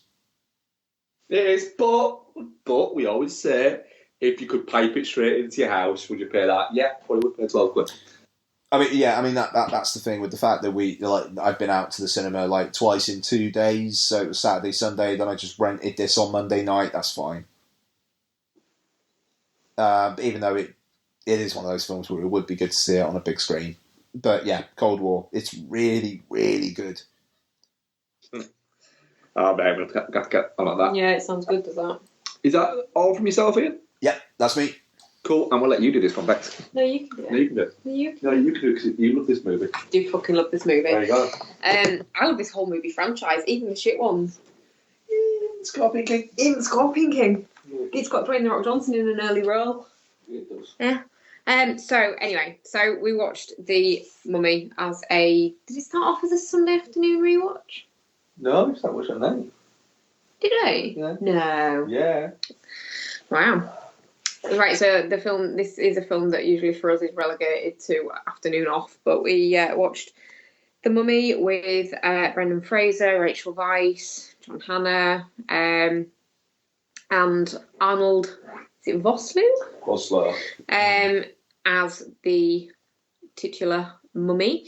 And yeah, wandering around with his face getting regenerated, just saying Anux and a moon loads of times. Does that a lot. Yeah, I mean, I'm assuming most people have probably by now seen The Mummy.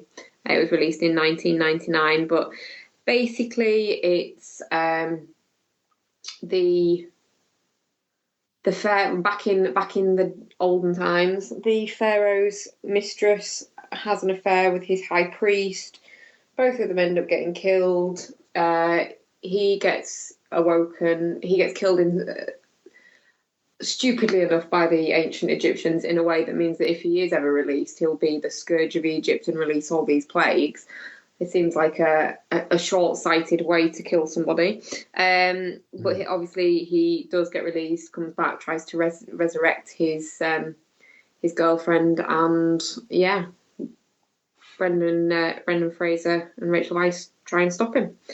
So yeah, that's kind of the gist of the movie. It is indeed. There's some nice sound effects going on. That sandstorm where he opens his mouth really wide and swallows a plane. He does swallow a plane. That's good. Sucks the life out of some people. Yep. Just like Life Force. Yes, yeah. Gets really scared by that cat. He does not like that cat. Does not like that cat. No. There's the cool golden book. Yeah. Yeah, and the mummies, they never regenerate, though, the ones that are like priests and like his army, do they? They just stay like crispy mummy looking. Yeah. And yeah. This is just because you like Brendan Fraser. Oh, I do really like Brendan Fraser. I want to see him make a comeback. I feel like I like The Rock a lot. I love Dwayne The Rock Johnson. However, I am a little bit bitter on Brendan Fraser's behalf that he has essentially just taken his career away. That just makes me a bit sad. It is, yeah. Never more obvious than in Journey 2, The Centre of the Earth. Yeah. Journey 2, Mysterious Island. Yeah. Yeah. As it is the direct sequel. Yeah, no, I do like Brendan Fraser a lot. I think he's fantastic. There was that little period, wasn't there, where he became a genuinely like bankable star. Oh God, yeah.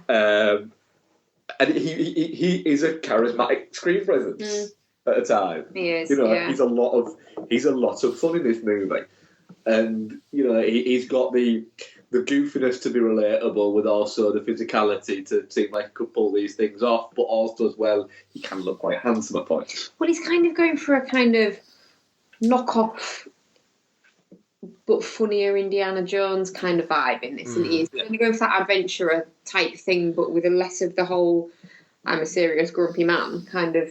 With less Harrison Ford. Well, yeah. Is what you're saying. And and I said to you when we were watching it, how young and adorable is Rachel Weisz in this movie? Yes. She is very young and very adorable, isn't it? She is, yeah. I love it.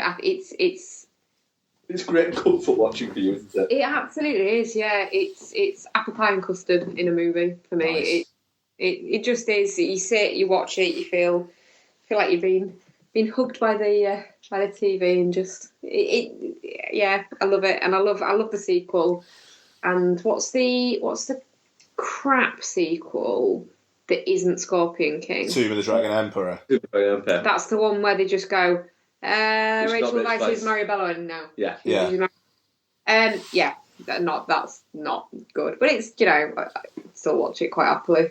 Yeah. Nice. I just Weisz was in it, but yeah, I love him. Yeah. Yeah. We've had a funny kind of weird busy week, haven't we? So we've not really caught that much, have we? No, why have we? I don't even know what we've been doing. Me neither. Can you think of like? Do you guys want to think about that while I go for a pee? Yeah. I'm ever so sorry, but I kind of feel like my fucking kidneys are about to burst. It's very worrying. Go. Press mute on your way. I'm not going to do that this time. I'm not taking the laptop, is why I'm fucking telling you. Oh, fuck. Yeah, we're kind of a busy-ish week, haven't we? So we've not really watched that much. I went out Friday. You went out Friday. We went out Saturday. I did, but I watched the first 3 parts of a 4-part mini-series / Alan Hughes calls it a film, Defiant Ones, which is the story of the essentially like Jimmy Iovine and Dr. Dre's relationship and how they formed Beats and the Apple Puppets and things like that. So are you wanting to watch part 4 before you discuss that? More, yeah, but it follows.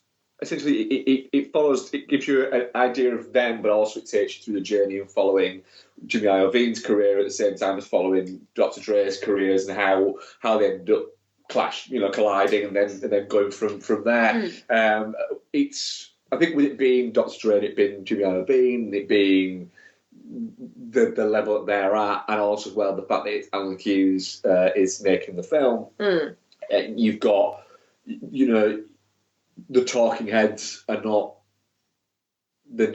small level talking heads. You've got people like big names in there. Well, Jimmy Iovine and Dre are in it. He's got good access to those guys, and then you've got people like Springsteen and Patti Smith and Ice Cube, and there's all of these the big name stars. U2 are in it, etc., and all these things. They're not. It's not low level. It's a very high level production. But I do have the last part of that to watch. So I think I'll probably talk about it more next week when I've actually watched that last. How long are the parts? Well, the parts are they're not. It's not set out how long the parts are. So it's not like each part is an hour long. The first one's like an hour and 12, the second one's like an hour and a half, and the third one I think it's about an hour and 10, and I think the last one's going to be an hour and a half again. Yeah, I was going to try and catch up with the first three and then watch the last one with you, but I think maybe not. They're fascinating to watch, and they give a great insight into both what they work as kind of counterbalancing documentaries to go on together. And yeah, I found it really quite interesting. Oh, good. But and Saturday we were out, obviously. Saturday we were out. Sunday we were out. Monday I wasn't very well. You had sunstroke, didn't you? Yeah. The Tuesday we watched the movie. No. And it's Wednesday. And it's Wednesday. So, yeah. That's our week, guys. That's our week. You're back in. Hi. Hi. Hi. Very good. We did fill time there.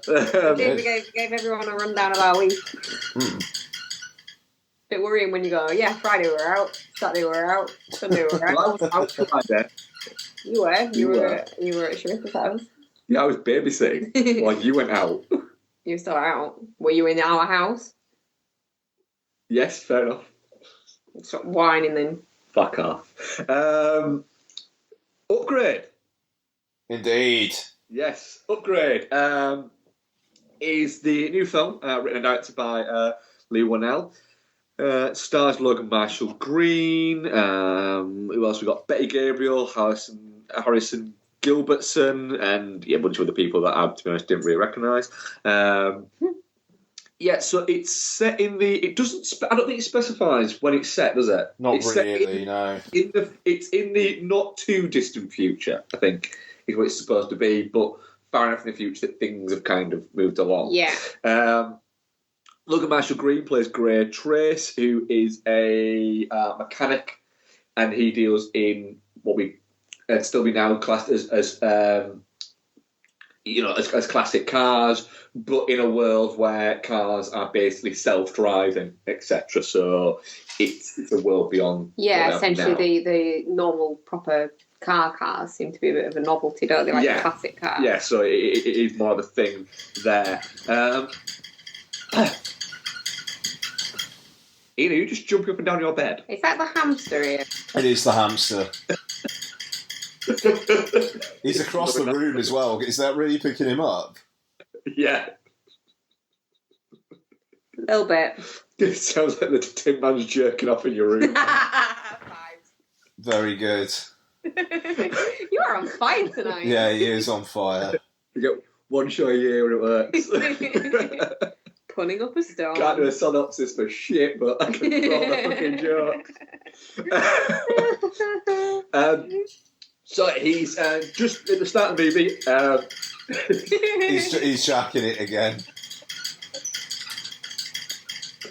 At the start of the movie, he's just finished doing a Pontiac Firebird. Maybe the Tin Man's just really, really excited about this world of technology in the future. Yeah. Like Timmy's fucking loving upgrades. Go on, mate. And so he's taking this car this Pontiac Firebird that he's made for this guy. Who turns out to be interrupts me. I'm trying to do this. Sorry. Who turns out is working for a big, huge tech company, and he shows them this system that is called STEM that's going to basically be able to do anything. As they are leaving this place, Gray and his wife Aisha, they're in the self-driving car. And essentially it gets modern carjacked, where they literally hack it, crash it, and then... I remember, guys, we aren't all spoilers all the time. This isn't the fucking trailer. So, Gray's wife is then killed by one of the guys, and Gray is shot as well and is rendered quadriplegic. He then is told by the weird guy that he built this car for, or fixed this car for, that he can help him by installing a thing called STEM to essentially, in the back of his neck, to connect the nerves that don't work to the nerves that do work. So therefore, his brain will tell STEM that he wants to move his arms, etc., and it will give him all these things, but he'll be slightly better. What was that action? What? You looked like one of the inflatable arm-waving men. I'm guessing the first thing he did was even a bit of popular looking. Fuck off. Turns out, though, that STEM can actually control Gray on his own if he gives him authorization, and then we'll go into more shit that he can do as we go along. I'm sure there's another film that's doing something along those lines. There is something that's very similar, yes. So, Ian, Upgrade, what did you think? I was in as soon as the fucking voiceover AI person was actually saying the production companies at the start instead of the fucking text. Yeah. That was such a weird non sequitur. It was, wasn't it? You kind of went, I wonder why nobody has ever done this before. It was, yeah, I was just like, alright, I'm buying what you're selling, and I continued buying what it was selling, and by the end, I bought what it was selling, and then bought another 5. Very nice. Like, it was, I really fucking enjoyed this. It knew exactly what it was. It was just, I know it's been said before, but it's basically a hyper-violent Black Mirror, and it's like, yeah, fine. That'll do. It doesn't have the the lofty ambitions of Black Mirror. It's not trying to go, look how smart I am, like Black Mirror occasionally does. It knows it's a fucking nasty little action film, and it kind of rebels in it. Fine. It's funny. Logan Marshall Green was a good time. It will be better than Venom. There you go. And that fucking ending was just like as soon as he woke up in that hospital bed, it was totally like, oh shit, he's trapped in his head. Oh no. And yeah. I like that it literally 30 seconds later was like, yeah, this is what's happening, instead of being all, oh, there'll just be a little hint at the end. It's just full bore. Nah, STEM's taking him over. That's it. The world's fucked now. It's all about STEM. STEM. End. Good shit. Yeah, that ending's really fucking dark, though, isn't it? But he'll be happy. Yeah. In his brain world. That's the thing. It's a bittersweet ending, isn't it? Because he's getting the fucking ending he wants, but the rest of the world isn't. No, but he will have to witness it. So fair play. I really enjoyed it. I'm sure it's got flaws that I could pick out if I wanted to, but honestly, I really don't want to. So it's there's little bits of me go, huh, okay, you have to take a bit of a leap there, but fine. Which bit in particular? Well, neither of them in the car at the start when they get carjacked has the STEM microchip on them, with them in them at all. And they're quite far away from where they dropped the car off with, is it Erin? Yeah. They're quite far away, and yet STEM still manages to hijack their car and make them crash, and so that they can be killed she can be killed and he can be quadriplegic. Well, how does it hijack it at that distance? Wi-Fi. It's working off Wi-Fi. Yeah. To be fair, it hijacks that car later on, doesn't it?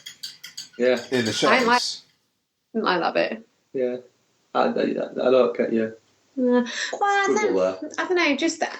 Oh, and I did like the bit, right, there's some bits that I really liked. I liked the arm gun. Just with the bullets in the upper arm, and then you fire out your hand. I like that. Yeah. That was nice. I liked the bit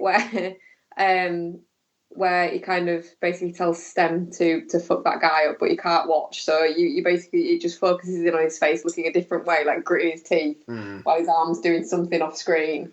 And he just turns back and he's sliced up all that guy's face. I think they play that really well. The bit where the internal sort of conversations that he's having with STEM, I think they play that really well. I think the actual scenes where STEM takes over are physically done very well. Yeah, that's the thing that where it just essentially hangs like a puppet. I particularly liked. I think it's a really really interesting performance by Logan Marshall Green. I think had it been in a less gnarly, less nasty movie, then I think it might be getting a lot more attention than it kind of is. I think it's really unfortunate it's coming out now, at the same time as Predator, basically, because no, you know what I mean. Venom coming around the same time as Venom's coming out, yeah. Well, the comparisons are unavoidable. They both look quite alike, and they're both about films where they're taken over by something internal and the internal thing can take control. Yeah, I think they'll be very different performances. Oh, absolutely, yeah. But I thought it was quite good the fact that there's a very big disconnect between the way that his head is reacting to the way that his body reacts. Yeah, oh god, it's great. It's very amusing, and I think that's a really the way that Leigh Whannell's taken the action and managed to make it, shoot it, and frame it. So what's almost done is it's almost like you're being shown it as a slowed down version of how quickly things are actually happening. That's a good way of putting it. Yeah. So that you can make it out. So that makes it feasible for Logan Marshall Green to be able to physically do both parts of acting. He's got to act mechanical with his arms, but natural with his head. And it's a really, those juxtapositions is really quite, it's a lot of fun to watch it. And it's a real treat watching the way that he's kind of like smiling and going, but also looking really worried about what his body's doing with that lack of control. But he's the actual guy doing it. It's a really, I genuinely think it's a really fantastic piece of acting. Yeah. Just the whole, please stay down, man. Please, yeah. You don't know what's going to happen. Please stay down. I mean, like the robotic movements, like at the end, are maybe a little bit hokey. You said that while watching it. Actually, Beck said that while watching it. Why has he moved so naturally throughout the rest of the film, and now all of a sudden he's walking like that? I never got that. He's got such a massive amount of control of that body to be able to fight like he does. Yet he can't even walk normally. That don't make any sense. That I didn't notice it, but if you two both did notice it, then clearly it's I mean, to be fair, it does kind of make it creepier when he like picks up the detective, and it's just like the whole. It's almost as if it's to kind of like freak the fuck out of like just the people around him or something. Just like look who I am now. I don't know. It's everyone by. Sorry. And hadn't he killed everyone by that point where he fully takes over and then walks off? Yeah. Oh, no. All right. No, fair enough then. Yeah, no, you're right. Take that back. Because it's, he's trying to shoot himself before he kills, because he's already killed the guy, hasn't he? Yeah. Yeah. And it's like he's trying to shoot himself before he kills the girl. Is that it? Yeah. Yeah. Okay. Yeah. And then Stem takes over, he smashes her head against the wall, and then stands up and walks like a robot. Yeah, that was it. Yeah, I mean, it was a little bit, okay, we get the point. You probably didn't need to do the walking like a robot as well. We can understand that he is STEM now. Yeah. I did like the bit where he broke the man's arm and shot him with his own arm gun. That was a good kill. That was solid. There was some good kills in this, actually. Just that fucking first one where it's just he pushes the knife into the guy's face. Like the reaction in my audience was fucking amazing as well. Just like, oh! But it was the, oh! Yeah. I don't know. This film only made about 50 grand this weekend. And, like, I'm really disappointed by it. I mean, like, to be fair, it's only showing twice a day in the Cineworld by me. But it must have been like 2/3 full. I mean, it was a fairly small screen, but it was a good little turnout, and it's just like, it's a shame. It's a really wickedly smart, fun, violent, inventive action thriller. I mean, like I was saying on the WhatsApp group that it basically feels like it's some weird retro gem from the 80s that's just been uncovered now. That's exactly how it feels, and I think that's kind of. I'm sorry to be with Leigh Whannell, but he was not recently. It was a while ago when he was talking about it and saying that he wanted to make a movie, the type of movie that he grew up watching, and it's sort of the Leigh Whannell. The guys who did Saw have done some fucking really interesting shit since, and it's really fascinating watching, where they've gone from there. That they've both gone to forge such kind of like similar, but also just really, really well thought out careers. Near 20 years since Saw came out, and they're both very active, but not making straight to VOD fucking crap. They've used the influence that Saw's had, and obviously I'm guessing that the fans that they've got, and the names that they've got, to go out there and do interesting shit. And Leigh Whannell's found a good place at Blumhouse that he can go, oh, I want to make this, and it's this really high concept movie, and they've gone, right, how much can you do it for? I don't know, like $5 million. Fuck it, do it. We'll make that back. No fucking problem. What was this one under?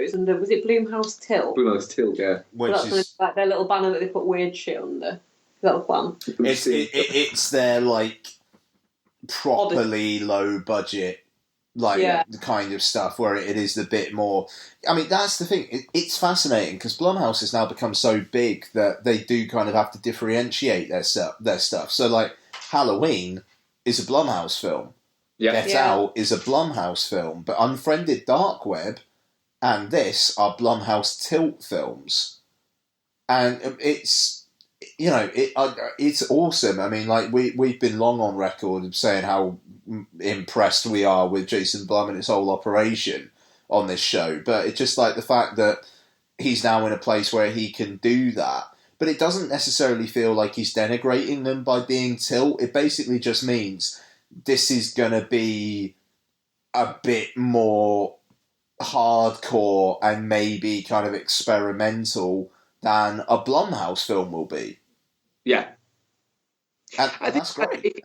It's a clever idea. It's clever doing it and saying, and putting that in there and saying, not kind of like grouping this with things like, for instance, Insidious: The Last Key or Black Klansman. They really are a fascinating production company. And it's I don't know. I mean, dude's been nominated for 2 Best Pictures in the last few years. With Get Out and Whiplash. And it kind of feels like he's going from strength to strength, but he still is on this this whole kind of thing he's got about, if this is a first time film, I'll give you $5 million and you can do whatever the fuck you want. You have basically complete creative control as long as I okay it at the start. And then if it's a sequel or something like that, then we'll look at upping the budget. And I that's just an awesome idea. And I'm just fucking the amount of fucking stuff that he's a producer on at the moment. It's crazy. And I mean, like, Blumhouse produced Sharp Objects. So they're kind of getting into TV there.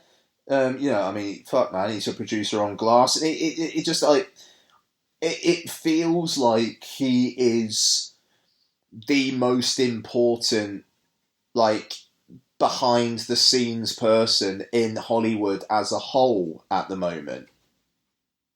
It just like he's getting a lot of this hot shit. I mean, obviously he's got the new Jordan Peele film next year, but then he's also got Happy Death Day 2. He's got Spawn. The Gallows Act 2. That's a thing. Yeah, that seems like a thing that we don't really need. I would say we don't need that. He's also producing a movie that Logan Marshall Green's directing. Shit, what's that now? A Dr. Highway. Can't see anything about it, but yeah, it's listed as part of what he's got coming up. I mean, so yeah, I don't know. It's really interesting that he's oh fucking hell. Once Upon a Time in Staten Island, a coming-of-age family drama set in the summer of '82. Naomi Watts, Bobby Cannavale, and Frank Grillo. Oh yes. Fucking go on then. But that's the guy. Those movies, isn't it? Yeah. But I don't know. I like the fact that he's just he's continuing with his tried and true production model, but he's also getting like mainstream recognition. You know, even though it's the kind of stuff you'd imagine fucking like Larry Clark, fucking Larry Cohen like doing like back in the day. It's like almost like Wes Craven producing stuff in the 80s just because he's got his name on it. I mean, like Truth or Dare was like promoted as Blumhouse's Truth or Dare. You know, I mean, like they've got such a name for themselves now, but he's still doing his thing, and yet somehow he's bleeding into the mainstream as well. I don't know, he's a fucking smart dude. Did you see Truth or Dare, Ian? Sorry? Did you see Truth or Dare? No, I've been meaning to rent it on iTunes for the longest time. I kind of want it to just be the $1.99 rental that I can just... Yeah. Yeah, I'm waiting for that, or waiting for... I can wait until it comes on Prime. On Prime or Sky Movies or something. I can wait until I can see it for free. I'd like to see it as a curiosity, but again, I don't want to pay to see it because it looks bad. I want to pay to see it, but I want to pay to see it out of a subscription. Oh, yeah. But I don't want to pay extra on top of my already paid subscription. The thing is, I was saying the same about Happy Death Day, and Happy Death Day is the shit. I fucking love that film. It's really good. Yeah, so, I mean, I don't know. Well, who's to say? And it's 4K on iTunes as well, so maybe I should just do it.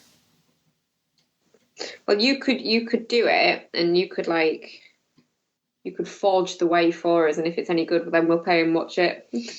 How much is it to rent and how much is it to buy? It's like £5 to rent, £12 to buy. I'm not fucking buying it. I don't buy it. Yeah, upgrade any more on upgrade, guys, or are we? Oh yeah, we kind of got off. Sorry, it's cracking. Leigh Whannell. I'm team Leigh Whannell. I really enjoyed it. I actually, after we watched it, I was a bit like, don't know what I thought of that. Like normally I come out of it and I'm like, that was amazing, and then like the day later I'm like, actually I've had some thoughts. Yeah. I'm the other way around. Like I came out of it thinking I don't know what I thought, and having thought about it, I really enjoyed it. And yeah, the things it does well of kind of it's made me appreciate more how well those things are done.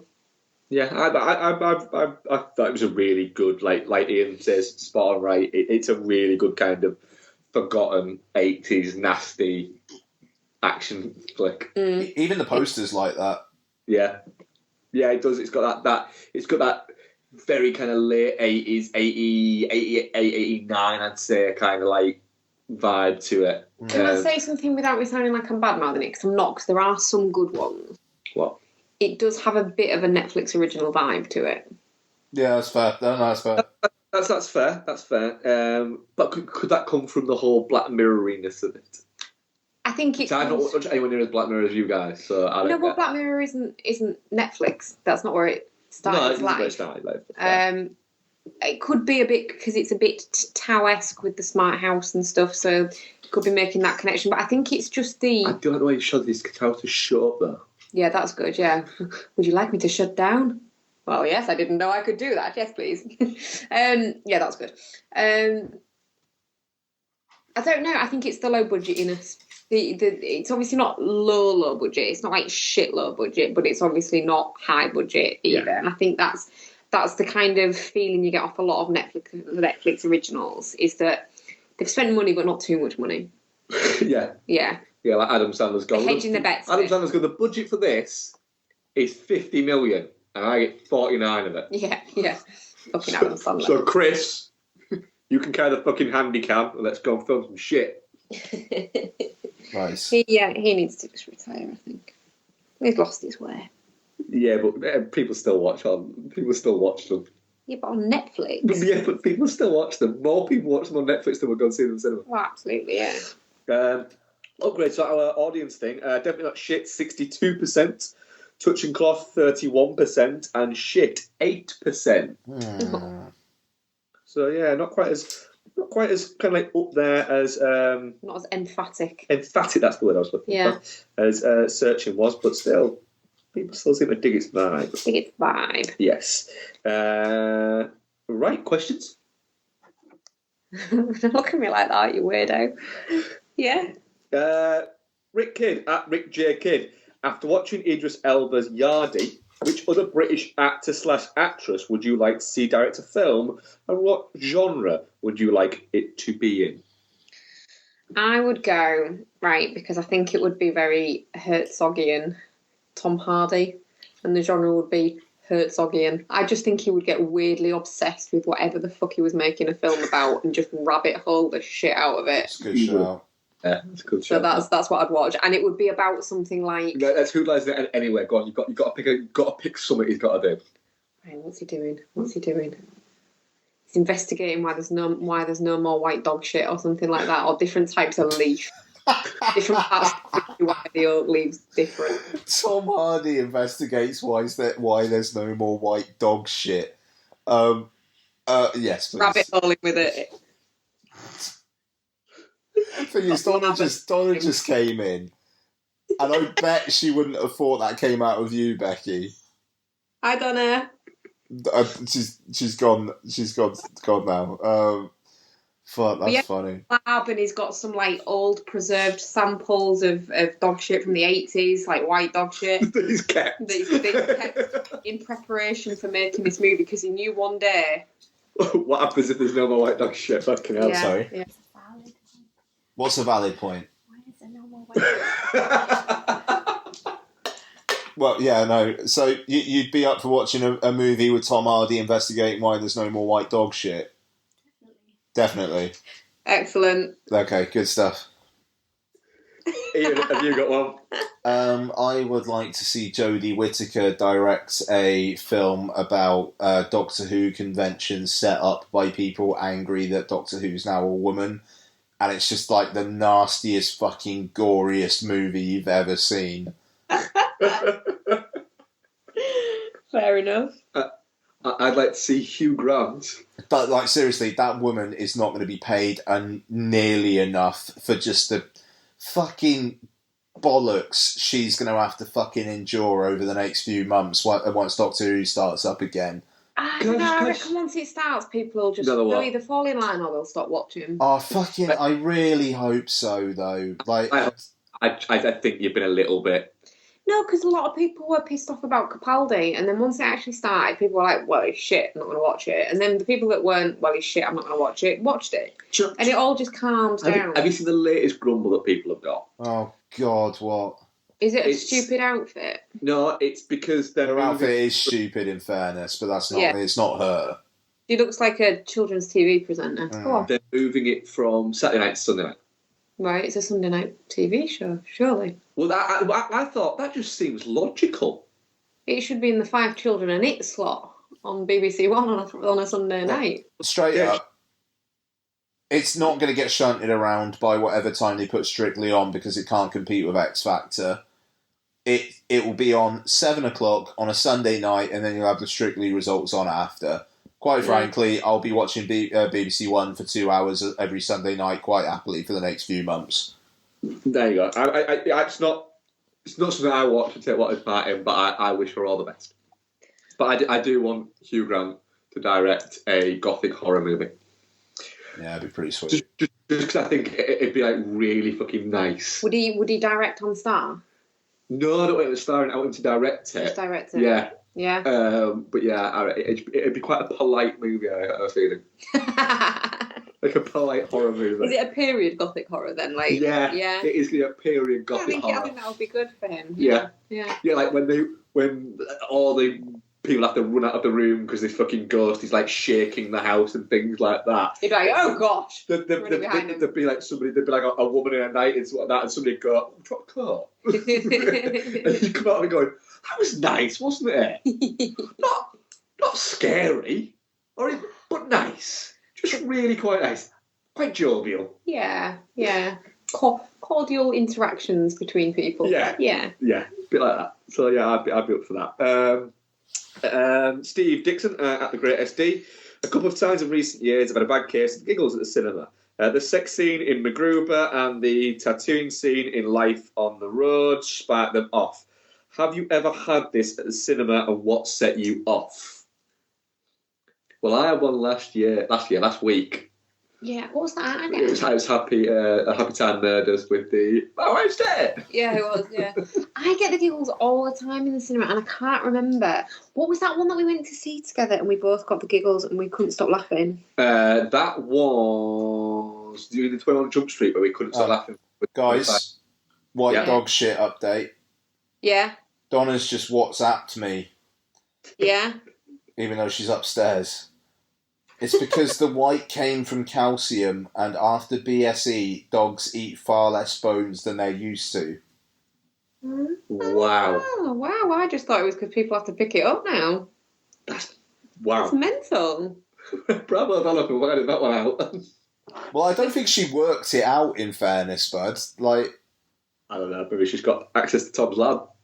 Maybe she does have access to Tom's lab. shall There you I ask her if she has, if she worked it out herself? Yeah, or if she asked Tom. Mark wants to know if you worked it out yourself or, quotes, asked Tom. No, I have no fucking idea who Tom is either. Tom Hardy. Tom Hardy. Oh, He's the presenter. He's doing the investigation. Tom Hardy. He's doing the investigation. I'm unsure if I'm still awake or having another anxiety dream. I actually had a dream the other night that I had an entire Elton John concert dream, but the only song I can remember from it is oh shit, I've forgotten which one. I'm Still Standing. Yeah, But I'm sure the dream was the entire concert. but it was just I'm Still Standing, wasn't it, over and over? It might have been, but it was good. Yeah, yeah. Yeah, that'd be pretty good, mine. Yeah. I was fine with that. What was the question again? Remind me. Giggles. Oh Giggles. yeah. 21 Jump Street. Oh, didn't he throw a cup at his head? Was it that bit? No, that was Big Lebowski. What was it in 21 Jump Street that cracked us up? I can't remember now. It was like literally that, like from when they start crashing the cars into each other to the drug trip sequence. That pretty much like 15-minute segment there. Yeah. Damn near killed us. Pretty good shout. Have you ever had one, Ian? No, I'm deadly serious in the cinema. Try to think about that. I have quite a few. Happens to me quite a lot. I do. I get the giggles quite a lot in the cinema. Yeah. I thought of them then. I've lost it again.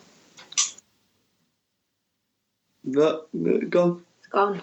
What are we covering next week, Ian? Hey, don't we want to do that email that we've been waiting to do for a couple of Have you weeks? got it there? Oh, no, I was hoping you wouldn't ask me that. Hang on. Bear with 2 seconds. Nah, I can get it.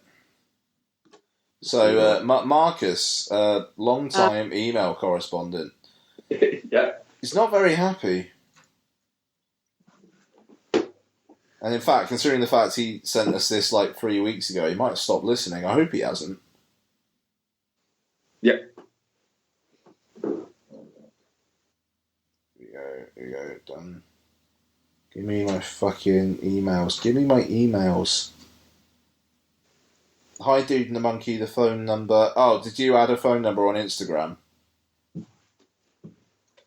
What? Yes. Right, okay, cool. What phone number you put on there? What? What? No. Why? Why not? Oh, people. What? Can people see it? Okay. No, people can't see it. I think it's like, what, verification or something, is it? Yeah. There you go. Right. So this was sent August the 8th, and it's now the 5th. 5th. So, apologies, Marcus. In the end of the day, I don't think I checked the inbox until like late August because I was just surprised that anybody emailed us because our audience are cunts.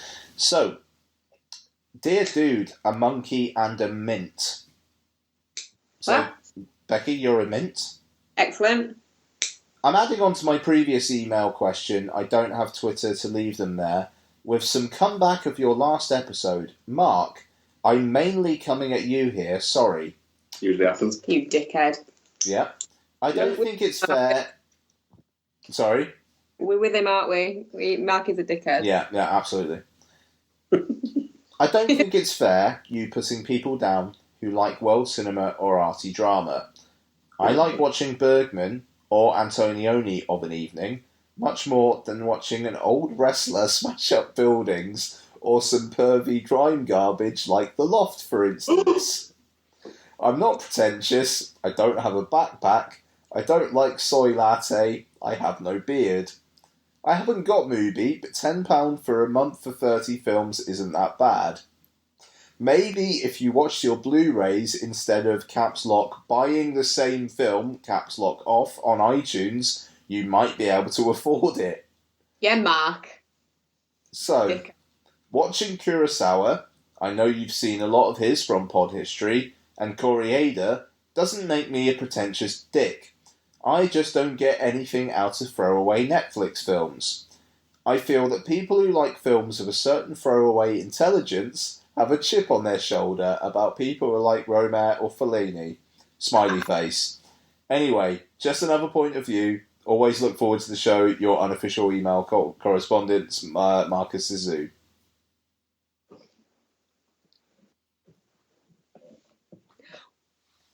Anyone want to go first? No, to be fair, he said it's mainly Mark. It is totally Mark. Well, the first comment I made when Mark mentioned that to me was, he obviously hasn't listened to the newest episode then, when we lament the fact that digital media, you can't actually access everything, and then the gems that we've got sat in our loft in boxes don't get as much play as the crap on Netflix, and we actually do say that it's a shame. Mm-hmm. So it's Mark just being a hypocritical twat, isn't it? As he is wont to be.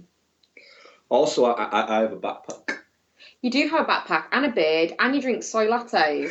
So what you're saying is you're a pretentious twat. Yeah, absolutely. And yet. I will call back to something that proves this from a conversation that me and Ian had on WhatsApp earlier on today. You know which one I'm going to mention, don't you? Yeah. So Ian messaged me to say 7 people. You okay with me quoting this, Ian? I don't name any names or anything. Yeah, do it. If any names, I will leave them out. With the exception of the name of the person on your T-shirt. 7 people in my workplace asked me who Laura Dern is when I wore my shirt last week. I think it's going to be one I keep around certain audiences. And I just put, oh man. When folks ask me who Isabel Huppert is, I take great pride in being a dick and correcting her pronunciation, which I do, don't I, Becky? Yeah, you do. I call her Isabel Huppert just officially. Ian responded with, I'm not wired that way. I just put, no, you're nice. I also get to say this when people ask, oh, what's she in? And I go, nothing you'll know. Oh, you dickhead. It's perfectly fair, actually. It was. I am incredibly hypocritical because I like kind of.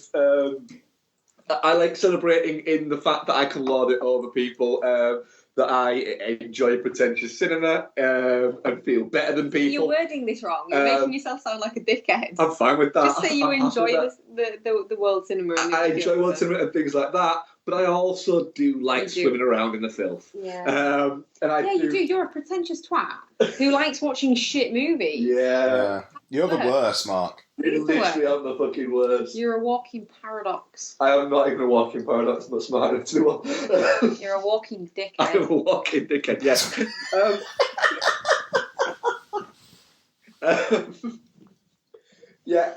thing is, there's certain elements of cinema that Sorry, carry on. That's fucking brilliant.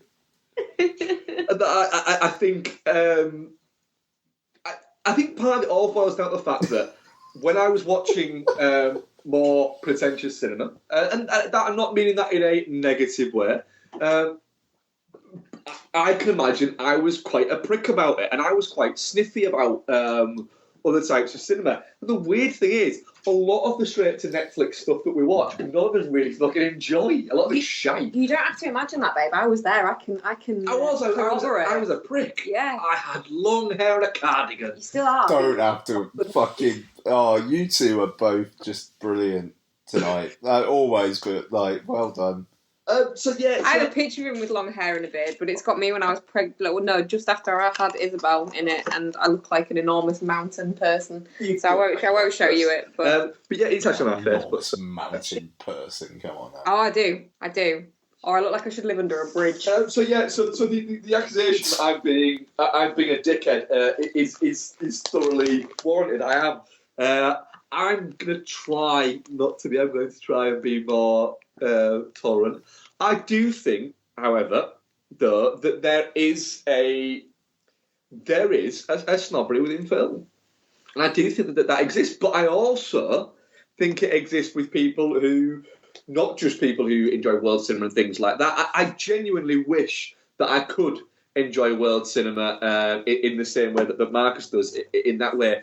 But I just can't, because part of it is I feel that if I'm watching something like that is auteuristic and is like that, then it should get my absolute full attention, and that I should be in that frame of mind and you for it. You can't put your phone down for that long, can you? Fuck off. And really also, good. you do struggle with world cinema, what with the fact that, you can't really read. I can read sometimes. Not if it's little and far Not away. just a little far away. No, fuck that. We'd have to pause it between each dialogue line change, wouldn't we? So I could tell you what it says. Yes. Yeah. Fuck you. I'm a prick. Yeah, you are. Yeah. So apologies, Marcus, if we gave you the impression that we're all pricks. It's just Mark, and he does enjoy world cinema. He's just difficult. Thanks. Sorry. I think Ian would probably corroborate that. No, I mean, I think basically the lesson we've learnt is that Mark is unrepentant, but he just admits that he's a twat. Yeah. Yeah. I'm fine with that. The day that I realised I was a prick was one of the best days of my life. It gave me freedom. Well, and also, your taste in films has gone drastically downhill in the last, I would say, 5-6 years. I disagree. Well, you are incorrect. Well, so basically since he started doing this show? No, since the DVDs came off the shelves and into the boxes in the loft. That's when. That was only fucking 2 years ago. Now, to be fair, he was collecting Blu-ray steelbooks and stuff well into the start of Damn. Oh yeah, well into it. Yeah. Well into it. It was only Ian who converted me to the wonderful world of digital. So what you're saying is it's Ian's fault? And weirdly, 100%, yes. There's another weird fucking thing, right? I'm railing against the digital conversion, by the way. Anyway, to coming on to this, right? I'm saying all this, but just to give a quick example as to some of the films in my iTunes library. So I can't blame it on the fact that I can't access these things because they're upstairs. No, there's some good shit on there. So, actually. for instance, I have... I'm just going to go through, I'm not going to go all, but I have Blues of Warmest Colour that I have on iTunes. Call Girl, the Swedish movie. Oh. City Lights, next to City Slickers. As it was meant to be. Yeah. The Duke of Burgundy, just after Die Hard. What else have we got? The Great Beauty. Well, listen here. This is one for you. The Great Beauty. Do you know what it's sandwiched in between? Oh, God, The Great Outdoors? Nope. It is sandwiched in between The Great Dictator. Mm. I think I can get some props for that. And a good old-fashioned orgy. That's upsetting. Yep. Yeah. I'd say I'm a complex character, but I'm really not. What else have we got? There's got to be another banger in here.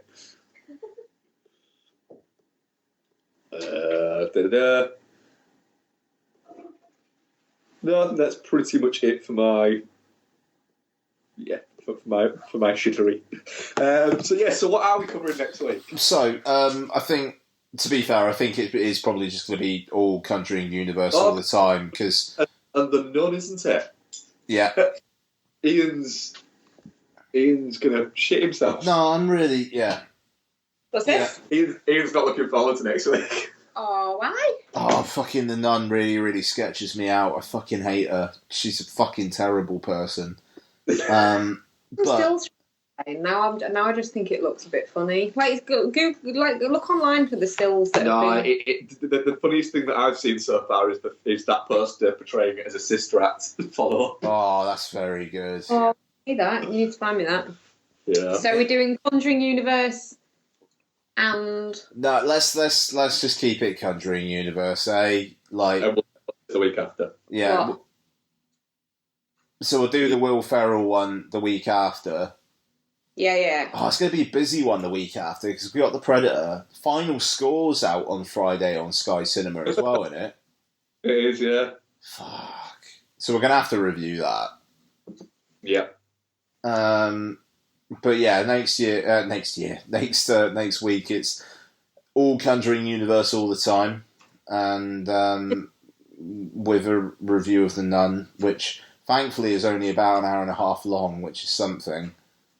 Oh God, I'm really not looking forward to it. You're really not looking forward to it, are you? She's fucking scared. Like, just that bit in the fact that I've got to rewatch that bit in The Conjuring 2. Like, Yeah. that bit with Vera Farmiga in the room with the fucking nun painting. Like, nah. Oh, yeah, no, I don't like that bit. Like, ugh. The entire movie of that, then. Yeah, I know, but, like... No, I don't like... Because I like Vera Farmiga, I don't like her sister as much. Tyser. Yeah, I'm not as protective as Tyser. Yeah. Fuck Tyser. Fuck Tyser. Bitch. Crazy bitch. Indeed. Right. So I think that was episode 270, folks. DoingTheMonkey.com, at DoingTheMonkey, at Damn Ian L, It's fucking 11:15. Jesus Christ. at Bexy Fuzz, at Dude Fuzz. Hit us up on Instagram, hit us up on YouTube. Anything else to add, guys? Get yourself some fucking food. Yeah, we do need to eat, actually. Thank you very much for listening, guys. We shall speak to you next week. Bye.